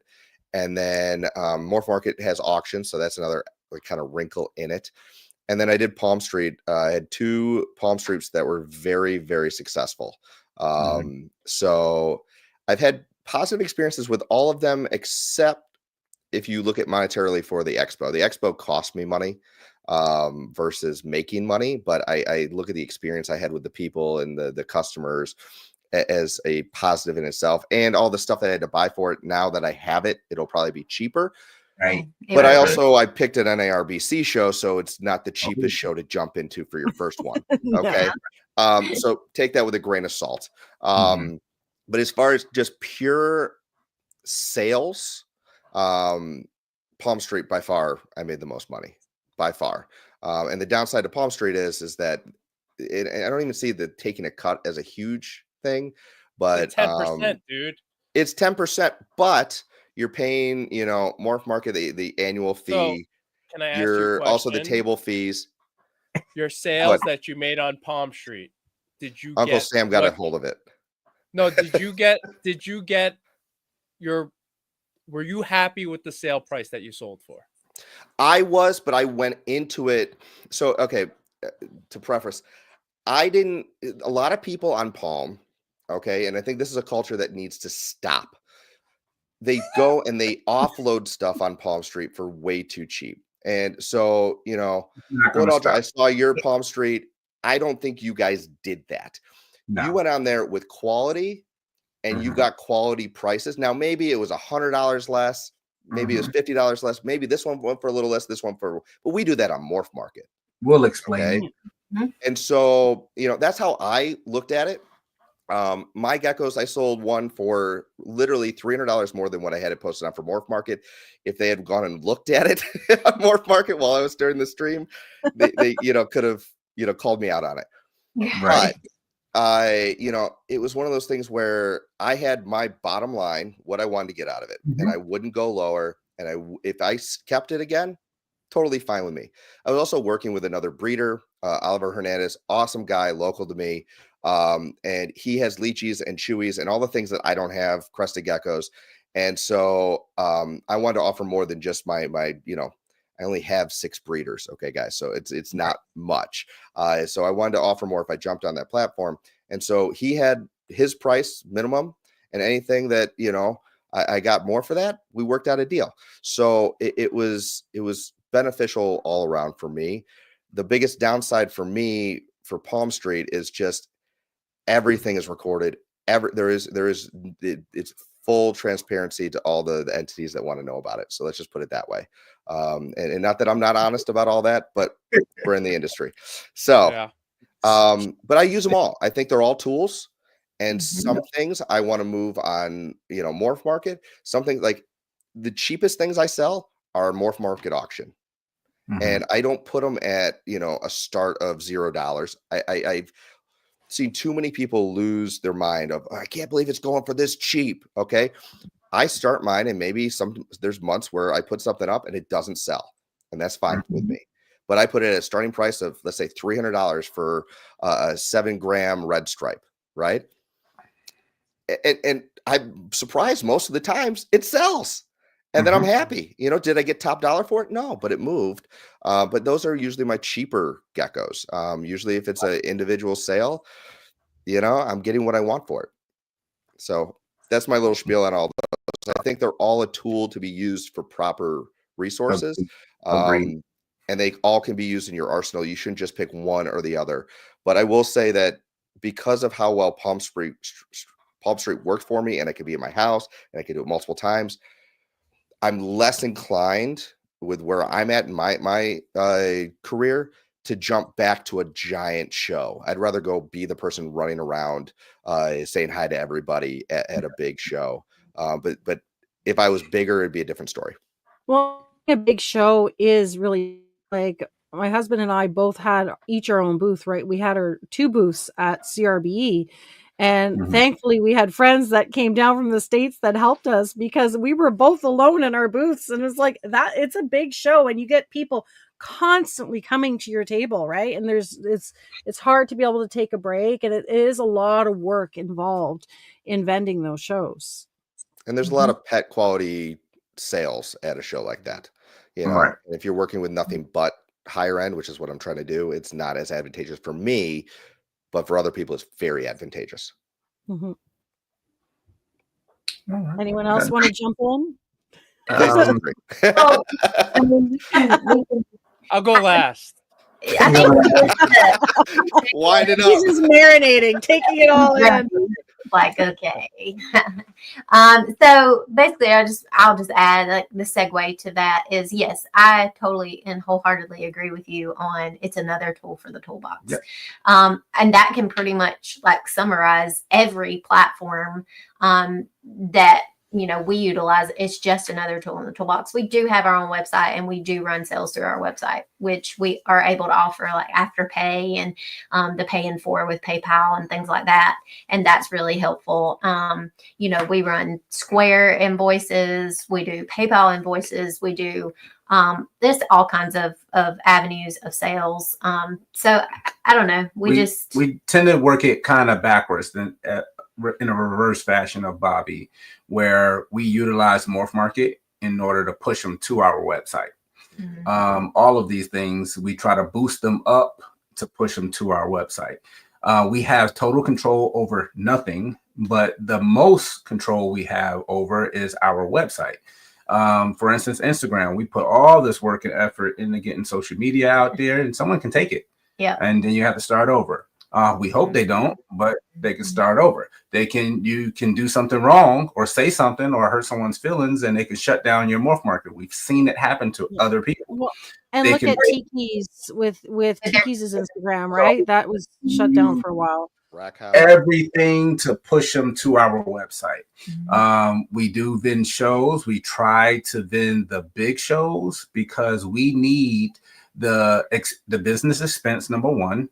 But we need the exposure. We need the exposure. We need not necessarily the sales. We need that 10,000 plus people coming through the door.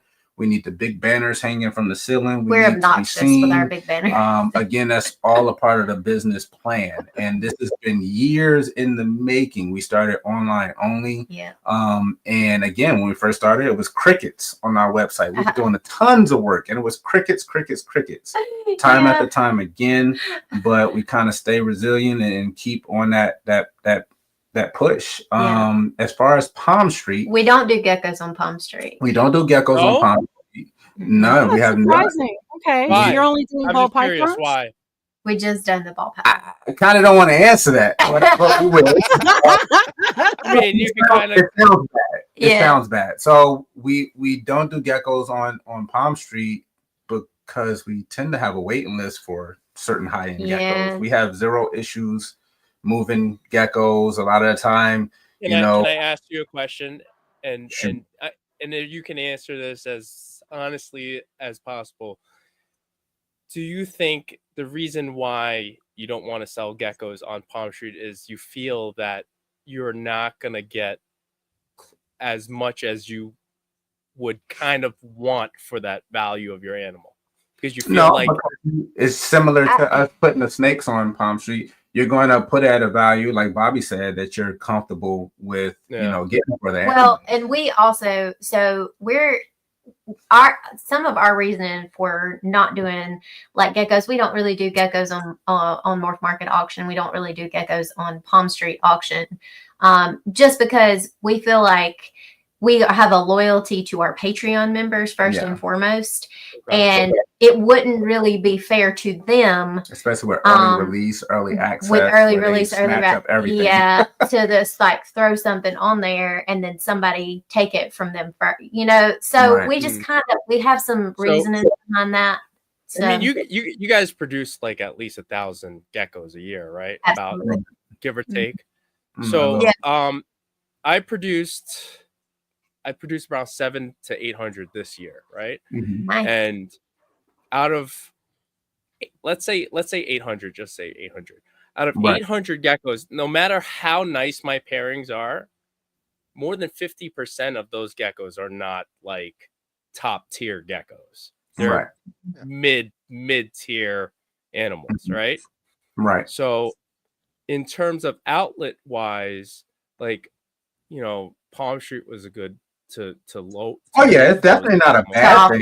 Yeah. It's not a bad. It's definitely not. But it's also our process. So we kind of go against the grain on a lot of things, and it's not always the popular, route. For instance, we had to experience it ourselves. So when we see an obstacle, we figure out a resolution for it. When we first started, it was 9 years ago. One of the huge obstacles, for us. Again, we're talking about us. Just our opinion. This is probable male, probable female, pores, no pores, huge issues. Now, not that big of an issue. You're selling $100, $200 gecko. But when you're talking pores, but now you're dealing with exantics or lilies at that time, and you're having people buying that have very, very small setups and need very specifics.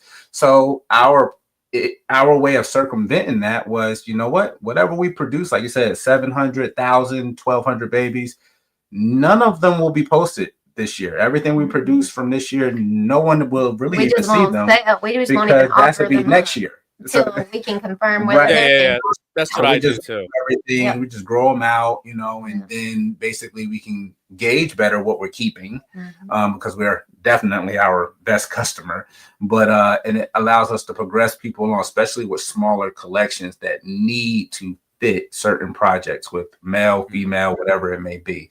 So it kind of fine tunes things, and then you also are able to kind of, hey, I'm going to take this section, this 200 geckos to this show. We don't have to kind of go and single out what we're going to take. We're just going to pull the whole section, grab a whole bunch of them and go.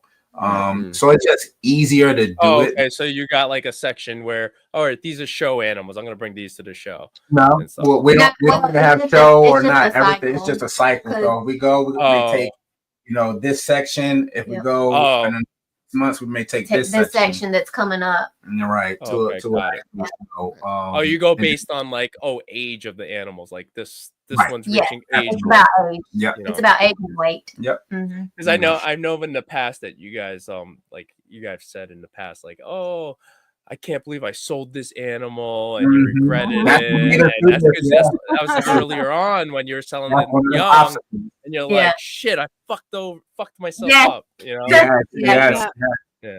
never How hard again. is it to do when you're holding on to them, right? Because you get a better idea of what they're gonna look like. I think it's Yeah. tempting for younger breeders because I'm just getting to the point where I'm comfortable holding on to things. Because if someone's willing to offer me $700 for a baby, take it. You know, because it's I could use the cash to reinvest into my initial breeding stock. Absolutely. Where now I'm at the point where I'm like, I don't need to buy another gecko anytime soon. Right. Yeah. I'll just hold on to this, you know, Mhm. and it's only going to increase in value most of the time. Right. So, And really, a lot of people's reasons for yeeting animals is simply space Right. constraints. that too. And whenever that was one of our problems, We had to is fix that. we had to fix that, and that's when we moved to building the facility. Right. And once we built the facility, we will never fill that to capacity with We're not even geckos. trying to. No, Yeah. No. that would be too much for us. I mean, I really wouldn't. I'd want a full scale like team Yeah. for that. Like it would be like, Yeah. 12 Cut hours to a day. 3 years later when you we're at that point. but we definitely think Palm Street is awesome. It's an awesome tool, just like you said. Again, with the Flawless Exotic Creations, we're following the same blueprint business plan as we did with Flawless Crested Geckos. Without making the same mistakes. Right. We're kind of on fast forward. Yeah. So we can kind of venture off and do different things at this point with that side of that business that we are not doing with Flawless Crested Gecko. Yeah. Just because we're a little bit further along on this side of the gecko business than the snake business. Again, we're still getting our feet wet in the snake business. We're still growing over there, expanding over there. Yeah, and this past couple months, we've seen the market. And again, we've seen it. We're starting to see our plan come to fruition. Right. And again, so it's like awesome. The geckos got us started on that side of things, and we approached it. A good thing this is a business podcast, but we approached it as a business. A lot of people don't approach it as a business. We did the entire business startup, and a lot of people, even police friends of ours, thought we were absolutely ridiculous getting into the geckos. Then us talking to gecko people, they're like, "You're doing what? Don't do the snake. Don't do the snakes." And they're watching our videos, and over $500,000 into the ball python business. They're like, "What in the world?" Yeah, from geckos. Yeah, from so geckos. You got to kind of. But all of it, it's just meant more to us than monetary value. Absolutely, it's time with family. Oh my gosh, time. That has been our the relationship time together. Yeah, it's been the best. So the show theme. That's what makes that great, because we don't go to shows expecting to do thousands and thousands of dollars. It's like, okay, cool. The table is how much? The hotel is how much? Get those receipts. We need that for the tax guy. Let's go have dinner, hang out, and do our thing. And essentially, the business is literally consuming us having a night out of town. Yeah. And literally, essentially, being employees of the business is awesome. I mean, your booth is always jam-packed. You know, I've said hi to Audra. Well, I keep trying to say hi to you every time I see you at Tinley, and you got like 5 guys around you. You got like, we welcome that. We want everybody. Come back. She's never not been. Well, you know how it is at the shows. You never know how that interaction is going to be, because there's a lot of people that aren't on social media like that. So if you see a big brand and maybe you do want to meet them, everybody's not visually approachable, you know, and it's like, okay, you got this big guy here. I'll put myself out there. I'm goofy. I'm fun. You know, I want people to come joke with me. I wear my wigs and all this stuff. Oh, yeah. Used to, like, I guess, and Brian, you know this, like, cop life turns you into like a disgruntled person. Oh, yeah. But like, especially I'm disgruntled right now. 19 years. And 19 years. I got one more to go. Oh, nice. Great. Yeah, that cop life down here is especially annoying when you're making less than 40 grand gross pay. Like, that was crazy. Horrible. But he used to be that pay down there is terrible. Yeah, it's terrible. It's terrible. But you know, he used to not be so approachable, and I'm like over here. And now he's just like walking around with a smile Quality on of his life. face, and That's just what it quality is. of It's life. quality of life. So all of those tools, all of those platforms have just created ways for us to expand and to get to know people and to network and to enrich our lives. And another thing we see at the shows, unfortunately, and that's what we try to help with, is when, you know, you either have, it's unfortunate, you have with the businesses, you have vendors, and then you have, let's say, for instance, vendors and small business like owners where they do everything. They vend, they go online.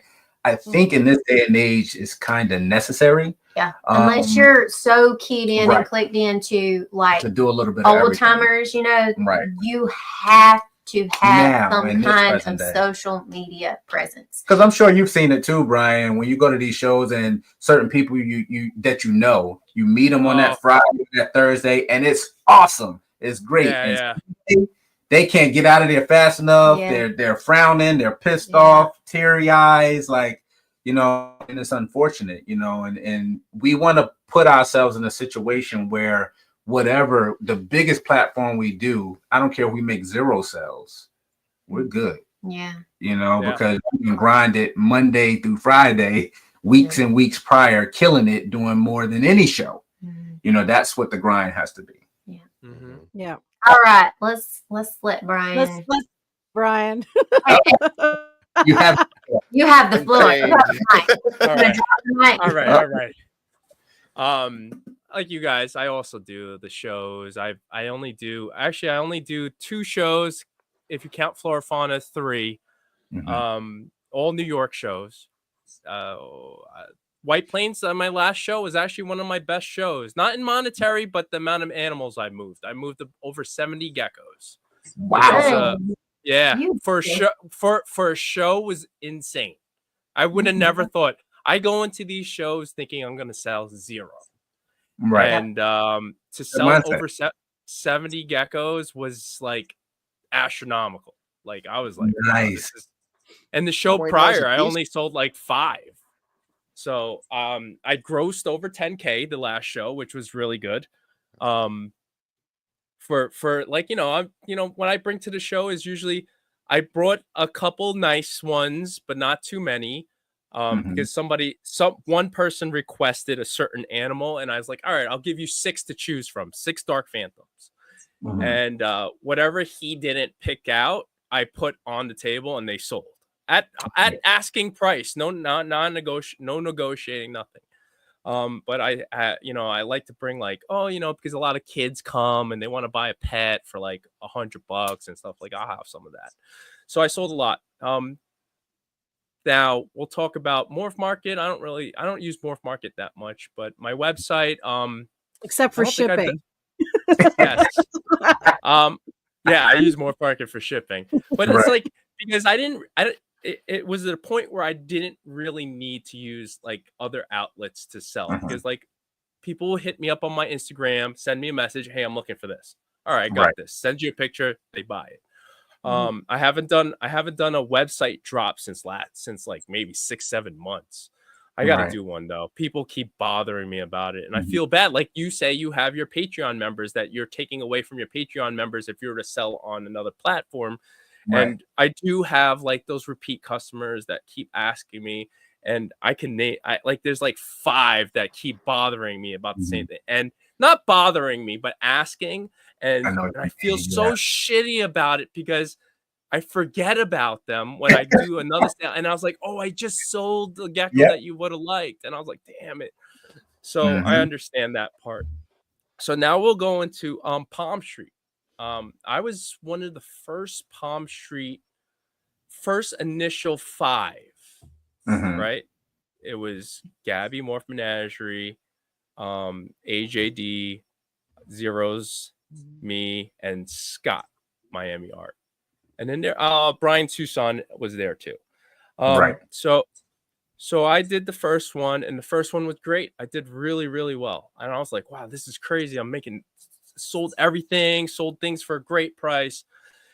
And then as things started to grow and more people started going on, and I'm not going to name names, But there's people who breed just to breed, right? Right. And they're on that platform, and the ones that don't understand don't understand the reptile industry or are new to the reptile industry come onto this platform and they watch one guy's show and they're like, hey, I just saw somebody selling crested geckos for $20, and this happened on my live.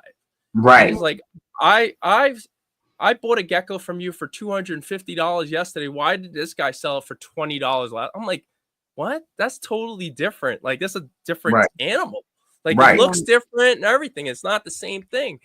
And people do that. And it's just like, damn, this is terrible. Like, these people are, I don't know if they're helping or they're killing or whatever it is, but it was just starting to get a little bit crazy. And then you just saw I was up here, and then every time it was just getting less and less and less and less. Yeah. And then it was I'm not gonna say obnoxious. Fuck it, it is obnoxious. Hey, give me a free giveaway. What about a free giveaway every fucking 5 minutes? Yep. No. I get it. Yes, that is someone's beard for $60 because I didn't do a giveaway. Like, what's oh my God? Instead, one guy sent me a message because I legit was giving away free shipping like it was candy. Here, free shipping, free shipping, free shipping. Yep. And one guy, and I honored a free shipping for one extra show, one extra live. The guy didn't buy find something in the next 2 lives, and he asked to extend for a third one. And I said, I'm not going to do that. No. Bro, that guy cursed me out, fucking blocked me. I was like, you guys are nuts. Over free shipping? So that's the other side of the social media or internet based. You're not face to face, so there's going to be a different level of courage or cowardness, whatever you want to call it. But there's a different level there. We always choose. You guys know we don't do no drama. We just exit stage left. We don't deal with it. Yes. But it's going to do that, and people are always going to go the path of least resistance. So, and again, I'm not going to point any fingers because they've been amazing. Palm Street has been awesome. We've had it for a while. We didn't, jump on it right away. We kind of we have pretty much no inventory at this point with the ball pythons. We've been doing crazy. We haven't bended with them. So it's been awesome. But I will say, I don't know how you can come from a different lane, like, and I know they do other things, but like plants and other concentrations there, and then be well versed in the reptile industry.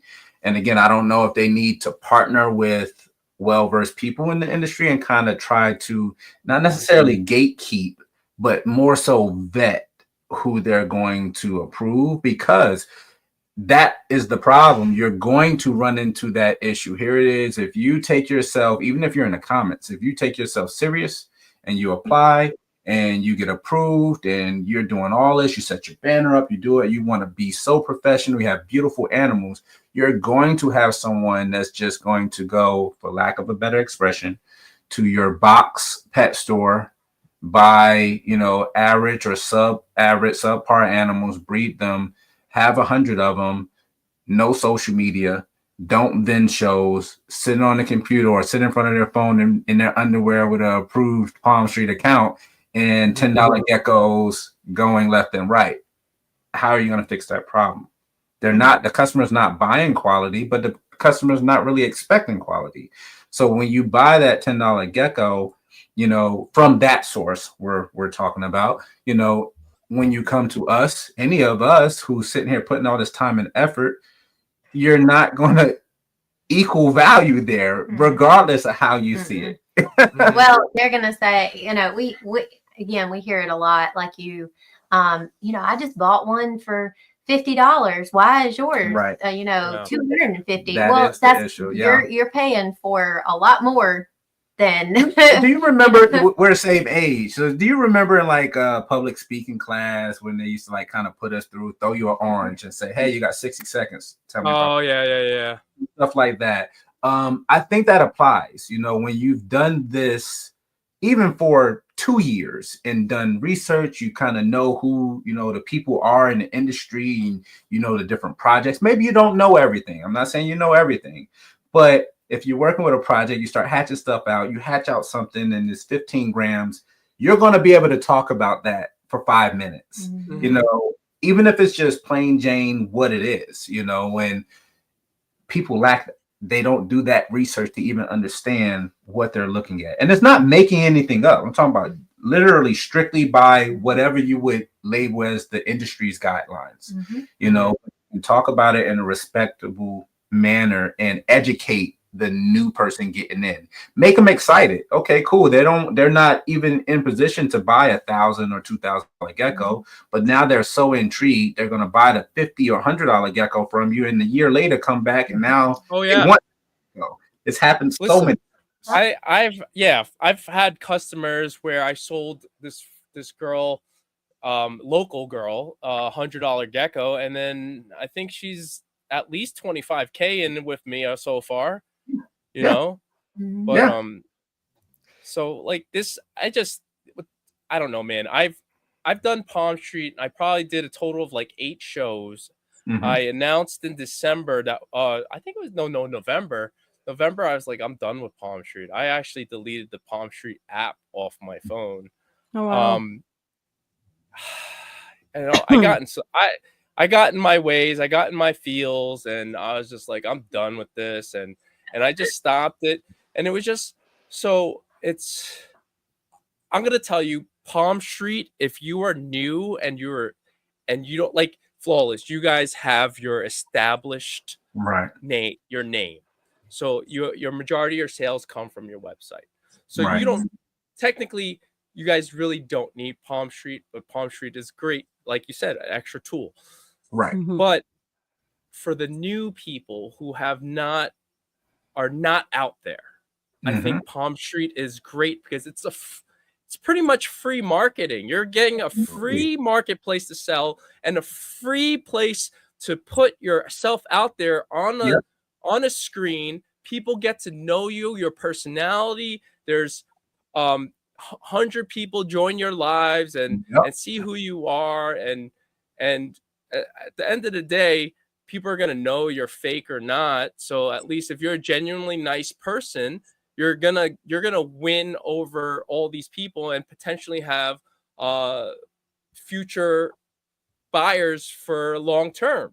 So once you establish that name, I think like Palm Street, it's great, but you have to ask yourself, like, can Palm Street? So this is where the controversy comes. And this is a question for all of you guys, and it's not. I'm not asking in terms of you personally, but if you look at the big picture, do you think Palm Street can hurt our market? Not immediately. I'm talking 2-3 years down the line, maybe next year, 2 years, depending on how many people can get. Like, imagine everybody and their mother's on this thing, and now you got tens of thousands of Crested Geckos on this, and you only have 500 buyers. Now, do you think, can this help or hurt, or not say, because you could do both, but what do you think it's going to lean towards, more helping or hurting the industry of our gecko, just specifically geckos? I think there's going to be I'm sorry. I think it's going to be a divide. For example, because I mean, we're not against buying. We're always buying. But at the same time, it's like if any of you guys are in the market, for the most part, you kind of know what you're looking for if you're looking for something specific. So where I'm going with the direction I'm going at with this concept is, I don't think in the long run it would hurt. I think it would hurt if, for example, you said with your breeding, sometimes some of them is not high end. Sometimes, okay, cool. You move some pet quality. I think if I call it being in the trenches. If you're going to just do that solely and that be it, and you're not even trying, you have no thought process to move projects forward. We're always talking about in the videos how we're interested in how this is going to react and what's next. But if you're just want to kind of male female together and breed, I think it's going to be detrimental to them people, because then you're going to literally be in the trenches selling $10 geckos back to back to back, which is fun. If that's what you want to do, then do it. But the issue is you and I won't be in that customer base. No. Nor will some of the people in the customer base now. They're going to have so much, they're going to have their fill of that. And they're going to come out or get out. I think it's a cycle. It's a cycle, and I think it's a cycle. It's going to draw. It's going to drive a divide. You know, you're going to have middle ground. You're going to have high end. And you're going to have people that's just going to be moving anything. Yeah, you're going to always have people that are going to see breeders who maintain standards. They maintain, you know, certain things that they do for their businesses, their marketing, all of that. You're going to have those people that grift towards that now, and want to do better for themselves. I will say this. I don't know if the bridges have been burnt to anything. You know, every time we link up at the shows, you know, it's all love. I love watching your lives on Palm Street. Now, Harry as well. Some of the best lives. Because so this is where I was going with it. Same kind of similar approach. What we do. It's still social media too. So if you can kind of carve out an hour, 2 hours, and maybe you do auctions or maybe not, your content. Look at your Instagram. I enjoy it. And I was enjoyed that. There and say that because for like I have 2 points on Palm Street, and like in Canada we can't participate, right? Like I can watch it. I can watch it now that I have access, but there's a lot of people still that either have to get a VPN or may not be able to tune in, right? 2 things that I notice is a lot of people are doing live chat sessions, and kind of like doing this, being able to have that social interaction live. It's another way other than having an Instagram live where you can discuss. You don't always have to have a whole bunch of animals for sale. You can use that as another tool in your arsenal to be able to engage with people. And I have seen some people, like I know, and I'll bring names, like I know Quincy over at Gecko Nerd has been doing a lot of education with his, where Mark has been participating in those too, to really kind of start educating the people that are joining Palm Street, because you are getting a lot of plant people, right? That are coming in that are like, are initially they're from plants and they're like, oh, this is kind of cool now that we have reptiles part of it, right? So you're going to get a new base where they're looking for a pet. Yes. But those people, as we know, could potentially eventually go down the rabbit hole and then looking for a more expensive. And then they're growing their I do see that plus side of it. To speak on the point that Brian had mentioned before about there being so much going on Wall Street, I come from a background of horses, equestrian, where when there's a auction, there is information that's posted beforehand. You get to know what's going to come up for auction. There's a lead up, there's promotion. And I know I've seen that too with Brian from Altitude. He did that leading up to his Palm Street. And I think there's something to be said about that, where you have an exclusivity of the auction and you make it an event, and that you allow people to get a sneak peek at what is going to be there. Then you're going to draw in more interest and more bids potentially, because you're bringing in the individuals that are interested in those specific animals. Where the one thing I'm finding is the Palm Streets have busy lives, right? And you'll put it on when you're doing gecko chores or whatnot and listening. But if you're seeing the same animals going around and you don't know what's coming up, it can get repetitive and it's hard to keep people's attention to see, you know, and that keeps it hard to keep buyers if you're looking to sell animals. So I think that there's maybe a missed mark on that, and an opportunity where people can do marketing leading up to it and making it more of a useful tool for sales.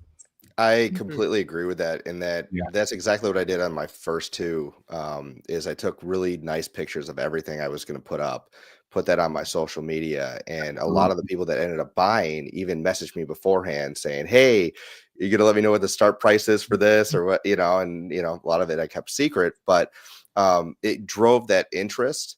And I think that definitely helps set the bar for, it's not just anybody, yes, you're going to get the people who just click on, right? They're whether they're plant people or they're just the window shoppers, whatever. And I window shop a lot on Palm Street, right? I'm not buying my next Crested Gecko anytime soon, but why not? Why not, man? I got you.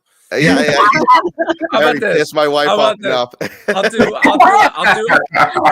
get back on Palm Street if you buy Crested Gecko. Oh, there we go. It out, all right? Challenge. We will work something out. I enjoy the country music, man. But also kind of, Brian, to your point, I just want to mention that, like, when it comes to, could it hurt the industry? In my very short amount of time being in this industry, I've heard that about Morph Market. I've heard that about auctions. People went nuts when auctions started, right? Yeah. I don't think it's hurt the industry. I think that you're going to get people using it improperly. Where I see the biggest impact with things hurting the industry is at the shows. People dumping their geckos for 10 free. I mean, I literally had someone at my very first show, super interested. I spent probably 45 minutes showing them this gargoyle. It was one of my lower cost gargoyles. It was a young kid, really awesome. It would have been a great match. They were in love with this thing. Came back like 5-6 times. They swung by towards the end of the night, and the mom stopped by. She goes, "Hey, we'd love your card, but we just got this free gecko." And I'm like, good for you. Good for you. I hope you didn't contact what do you me. say to What that? I'm just thinking is, who's the SOB? Something it's deeper than that. Do you all have rules like set ground rules when you go to expos where it's like a gecko has to be above a certain weight before it's for sale, and that you don't sell anything below a price? Or people bring eggs, basically. The only time we ever... No, I'm just saying, you personally as a business, do you set that for yourself? Because I know, like at an expo, there's a lot of young. The only smaller geckos that we have brought to shows, and they're bigger, like they're 10, at least 10, 11 grams. That are exanthics, like genetics that if they get too big. We were hatching out exanthics, and they were having even exanthics at lower prices at shows. Yeah, and people were still buying them in stock. Yeah. That is the thing.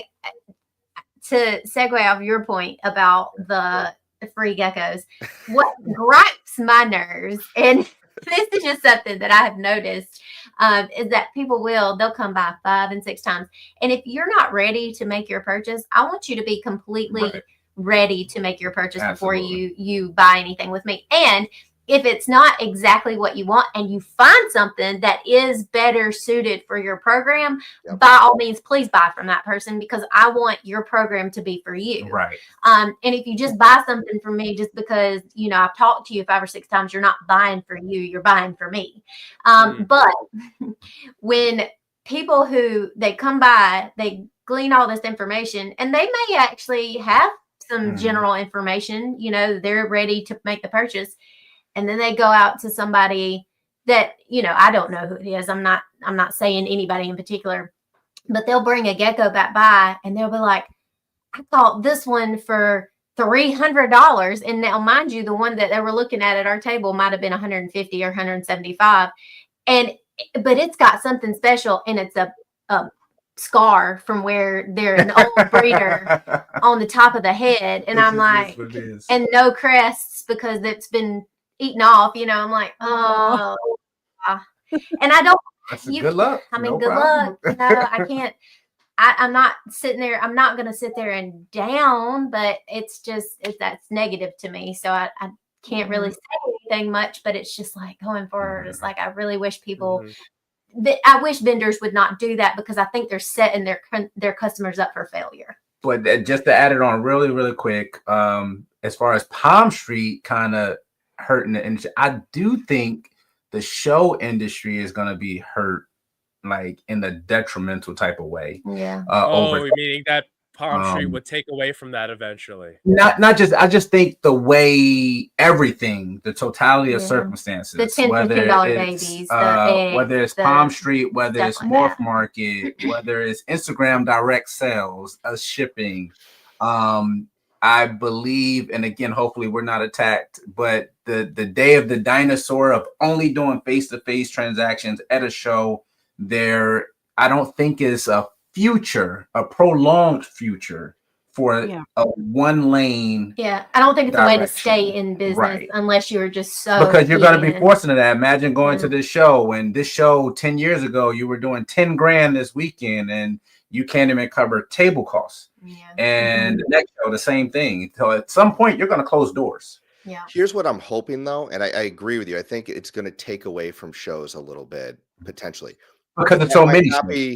That might be the reason why it's not a bad thing. That's why. Little indie shows start, closing doors, and then all of a sudden, it's not just the big Tinleys and that are packed. The other shows, there's only one or two a year, right?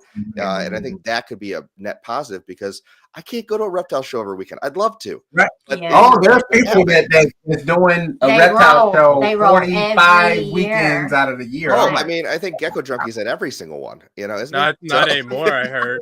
No. I heard he's been X'd out. I don't know the drama between that, but I know I saw. I don't know any of that. Yeah, I have no idea. But it's just like I think that could be an unforeseen positive if that's the negative that comes from Palm Street or things like that. And then the promotion. So the reason that's not going to happen anytime soon is because the promoter from any of these shows is generally going to get majority of their revenue from the vendors. The vendors, all of us, we're sitting hopefully strategically planning these shows, but there's some that just do every show, disgruntled or not. So they're like, hey, better luck next time until they run out of money. And a lot of time these shows are booked up and then they fall out, close the doors on their business, and somebody else steps in. And a lot of you got these breeding pairs and they're like, I can't wait to vend. I don't know if that's the best route initially. The best cost of route is online, low cost, get your most exposure, meet and greet people, and then at least visit a show or go and maybe partner with someone on the table, get the exposure and get into it that way. You don't kind of just automatically absorb a debt, go throw the tablecloth on and say, hey, and people don't even remember. Not unless you it's a large investment, right? Because of the marketing aspect and to have your booth actually look solid and something that you want, that people are going to want to approach. I know with the Canadian shows, I don't know how it is out west, but the ones out near Toronto, there are rules where you can't share tables. So that's something that so my husband and I got special permission to share a table together because we're a couple and we're in the same household. but at the end of the day, you have to have your own table, right? But it is a huge investment, and there's a lot of people. I know at our shows, it's not just tablecloth on a table. People go all out for their booths.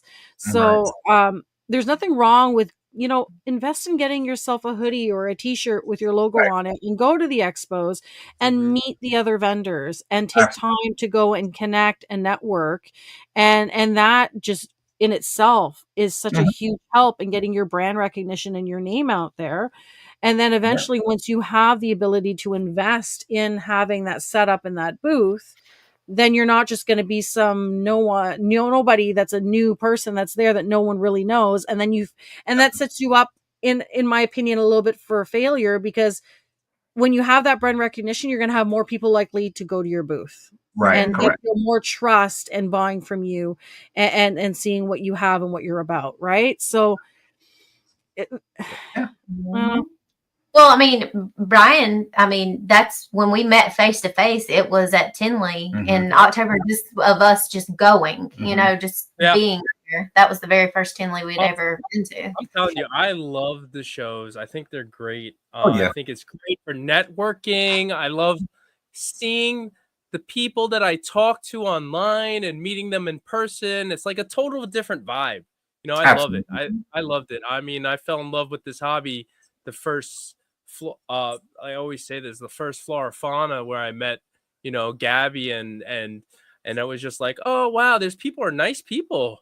Yeah. Right. Like, I you guys did the work. I work in a shitty industry. My job is shit. I don't meet nice people. Not But everybody loves daily, you. the daily people suck, and then my coworkers suck. So, Right. So it's just like, so when you start to talk to people and they're like happy and like, oh, nice to meet you. I was like, what is this? Yeah. Like, huh? Yeah. I'm sorry, what? Yeah. And it felt so different, and that's why I think shows are great for you to vend, to attend, whatever it is. Just go to them. I think every Flora Fauna is, and I always keep saying this, but Flora Fauna is a great show. We still gotta Just get out for there. that. Just Yeah. for that.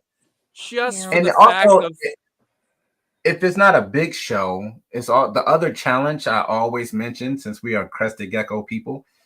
Typically, when you go to area shows, it's a snake show.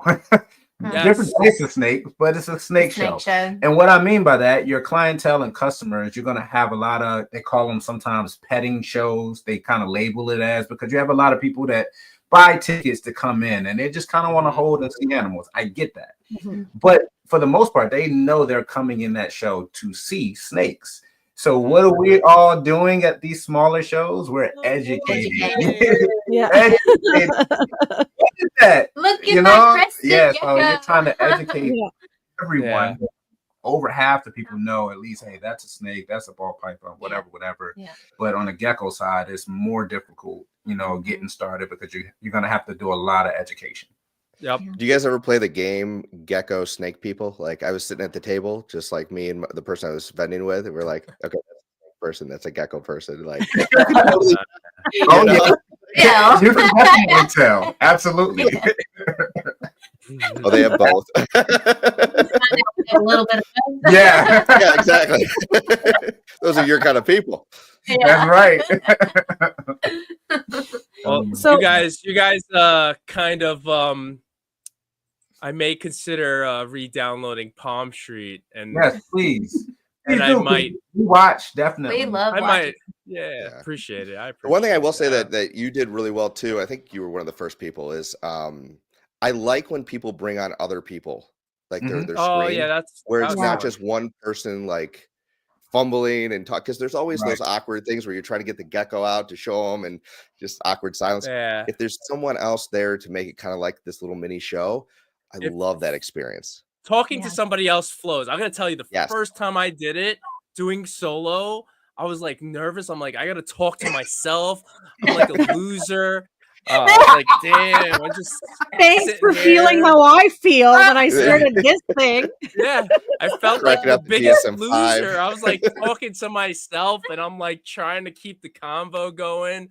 And but then when I had like people on like what do you call collabing? It was like I did with Scott. I did it with Andrew Pino right there, White Yeah, Tank. Pino is what I saw. Yeah, And it was just so good because it was just like we're like right now we're just having a conversation. Like, let's take away the fact that we're on a podcast, but we can have this conversation on the phone, and this is the same Yeah. way. Yeah. Right. Absolutely. So that's what I did like. I about think the those whole those kind of low ball shots at you really affect you, and I get it. You're sitting there, you invested all your time, a ton of money, Yeah. developing these projects, and you kind of get these people from left field that kind of come in. You just gotta kind of Brush it dismiss off. them, because there's a lot of people listening to you. I got off after this ends because it's gonna be behind closed doors. I'll explain to you a little bit more about things that happened. So question for you guys, that because you all use Palm Street, is there ways to kick people out that are watching your Palm Street? So I know, like right? when you have a live like this, for instance, if someone's barely work the getting app. belligerent or doing I stupid did, yeah. comments, you can kick them out right out of the YouTube. You have to block them. So that's what you have to Okay. do. You have to click their Okay. name to their profile and block them, because I had Andrew says you can boot them. I had like a Nice. 12-year-old kid go in there and start like ranting and saying some Oh weird goodness. stuff. And Oh, Is that the God. turtle guy asking for Huh? turtles? Was that My the turtle husband guy had after his the turtle? first. Somebody else. I don't know who that is. Always. My asking husband for had his turtle. first bot actually on his podcast on Sunday. Oh, So wow. he had a bot come in, and like I was like, I think it was called like hot dog water or something. I Oh don't know. my God. Started putting stuff in the chat in like capital letters, and I was like, all No, right, we had one of move. those.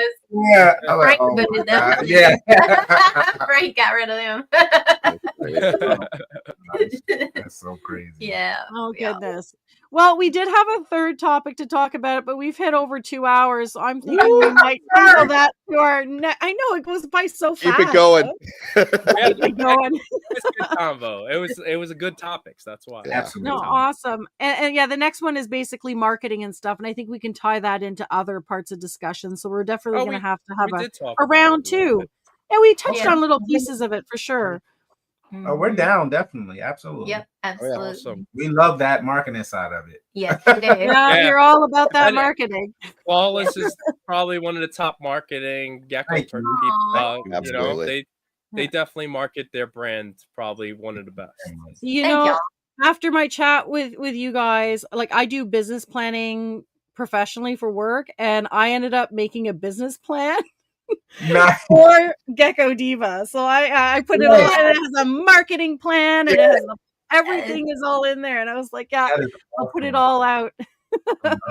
You That's inspired me. Thank you. Aw, Thank we were you. glad that Thank we can you. make a positive impact. Because That's there's awesome. room for more than what we Everyone. have in the industry. Yeah. Honestly, Oh, it's yeah. just you gotta, it's so many different lanes you can kind of Mhm. really go in. We hear about all the too many this. Yeah. I don't think so. We need more podcasts. We need more people. Oh like, yeah, and- more podcasts. We need Yeah, it. people We need willing it. to talk, people Yeah. willing to share. Absolutely. I mean, we can all grow together. Yep. We really can. This might just be the Garks, but sometimes when I'm looking for a super high end something, I'm wishing there's more people in the industry. I'm like, can I buy from someone else? Find the one I'm looking for. I don't want to go overseas yet. Yeah. I know, right? Oh Yeah. man. Yeah. I like So that before we- mentality because there's a lot of people in here that are overly Yeah. competitive, and I can't stand that shit. Man, That we shit- have Brian as a mentor. Mentor, like, like, this dude is like I the mean- the industry for us, the industry Yeah. leader. Like, critical for us, and he's telling us, hey, you guys, guys are motivated. motivated me. What? I'm like, Stop. huh? Yeah, with Yeah. that. Let's be honest here. Who are your best customers? The ones that are going to spend the most are other breeders. Oh, yeah. Whether Yeah. they Yeah. start off that way or not, that doesn't matter. But at the end of the day, someone Yeah. who's looking to invest in their own business are your top I have, customers. I have to give a shout out to our Patreon members Oh my because gosh, yeah. they support us. They constantly are absolutely on it. Like that, yeah. They love us. Definitely. They love us, and we love them back. Absolutely. That's awesome. Yeah. You gotta have a something on Patreon, like when and how to start that and pitfalls. yeah. That'd be awesome. Yeah, We that'd got- be really good. Yeah, we've got some new stuff coming up. Absolutely. Yeah. I love it. We always doing Always stuff. something cooking. This Yeah. one's gonna be a pretty Yeah. big thing. So I'm Absolutely. excited about it, but we're not giving any details about that. So we got a full on it. Still got a lot of work to do on it. So. Time to find out. Yeah. So Yeah. before we close the night, who's all going to Flora Fauna here? I'm just curious. Does anyone have plans to go? So Brian's I going. wish. We want I to. wish. Yeah. Maybe. I'm I'm vending. hoping. Ooh. Are Oh, you you're vending? vending. Yeah, I always Nice. vend it. I love it. It's Okay. great. Awesome. It's worth it to vend. You know why? Because just for the price, especially when it's two people, it's just you Right. get the extra like vendor party that's on Friday night. And then that's awesome in itself. And then Sunday they have a little vendor thing too. So it's well worth it. I think it's just such a great show. I love it. What's the It's date just- on it? What's the date on the show? I'm gonna say May May. 3rd, okay. I think. It's the 4th, the weekend of the 4th, isn't it? Oh yes, Okay. it's some. I know it's always so it's May 2nd to 4th. 2nd to 4th. Yeah, Nice. Wow. I gotta switch jobs if I ever want to go because it's always the end just of the school year for me. go. Yeah. Wait a second. Get a It's a substitute. It's a Friday to Sunday. You need to take only Friday off. Yeah. It's usually graduation. That's the problem. I'm usually. Trust me, I'd rather be there. Scheduled to piss the wife off then. There you- That's a weekly endeavor. What are you talking about? I mean, everyday endeavor for him. Yeah. He pursues, endeavors like that. Hey, you get good at what you practice. So Well, he's practice. Kung Fu master over here. Kung Fu master right here. There you Well, go. I have some comments. People are saying middle May-ish, so I'm going to look it up. So Oh, you you can just gotta, it's always the first week of May. Wasn't it on Cinco de Mayo, one of those? Yeah, it's always One of the the first week of May. Gotcha. That's awesome. It It looks like a great show and just a more social show than some of the other ones. That's exactly what Into the it's 100%. fourth. Yeah. It's 100% for socializing. Right. Yeah. Awesome. Well, I'm going to close out the show and I will see you guys backstage. And thank you so much for hopping on and having a good chat. I think it was a lot of great information for people and to hear differences of opinions and experiences. I think that's really important information. I don't think enough people speak up and share their experiences. And these are usually conversations that I find that you have when you're talking to people, when you're bumping into someone at a show or something. So it's kind of nice to have that engagement out there and having, that conversation that people can go and watch live or even hop on afterwards and catch the replay. Right. And we're going to do another one of this and cover some more different topics for sure. So definitely appreciate all of you. And I will see you backstage. And thanks everyone for hopping on and joining the chat today live. And for all of you that are going to catch us replay, I appreciate all. Thanks. Later. Bye. Bye. Bye. Shake your dreams from your hair. I'm already there, right beside you.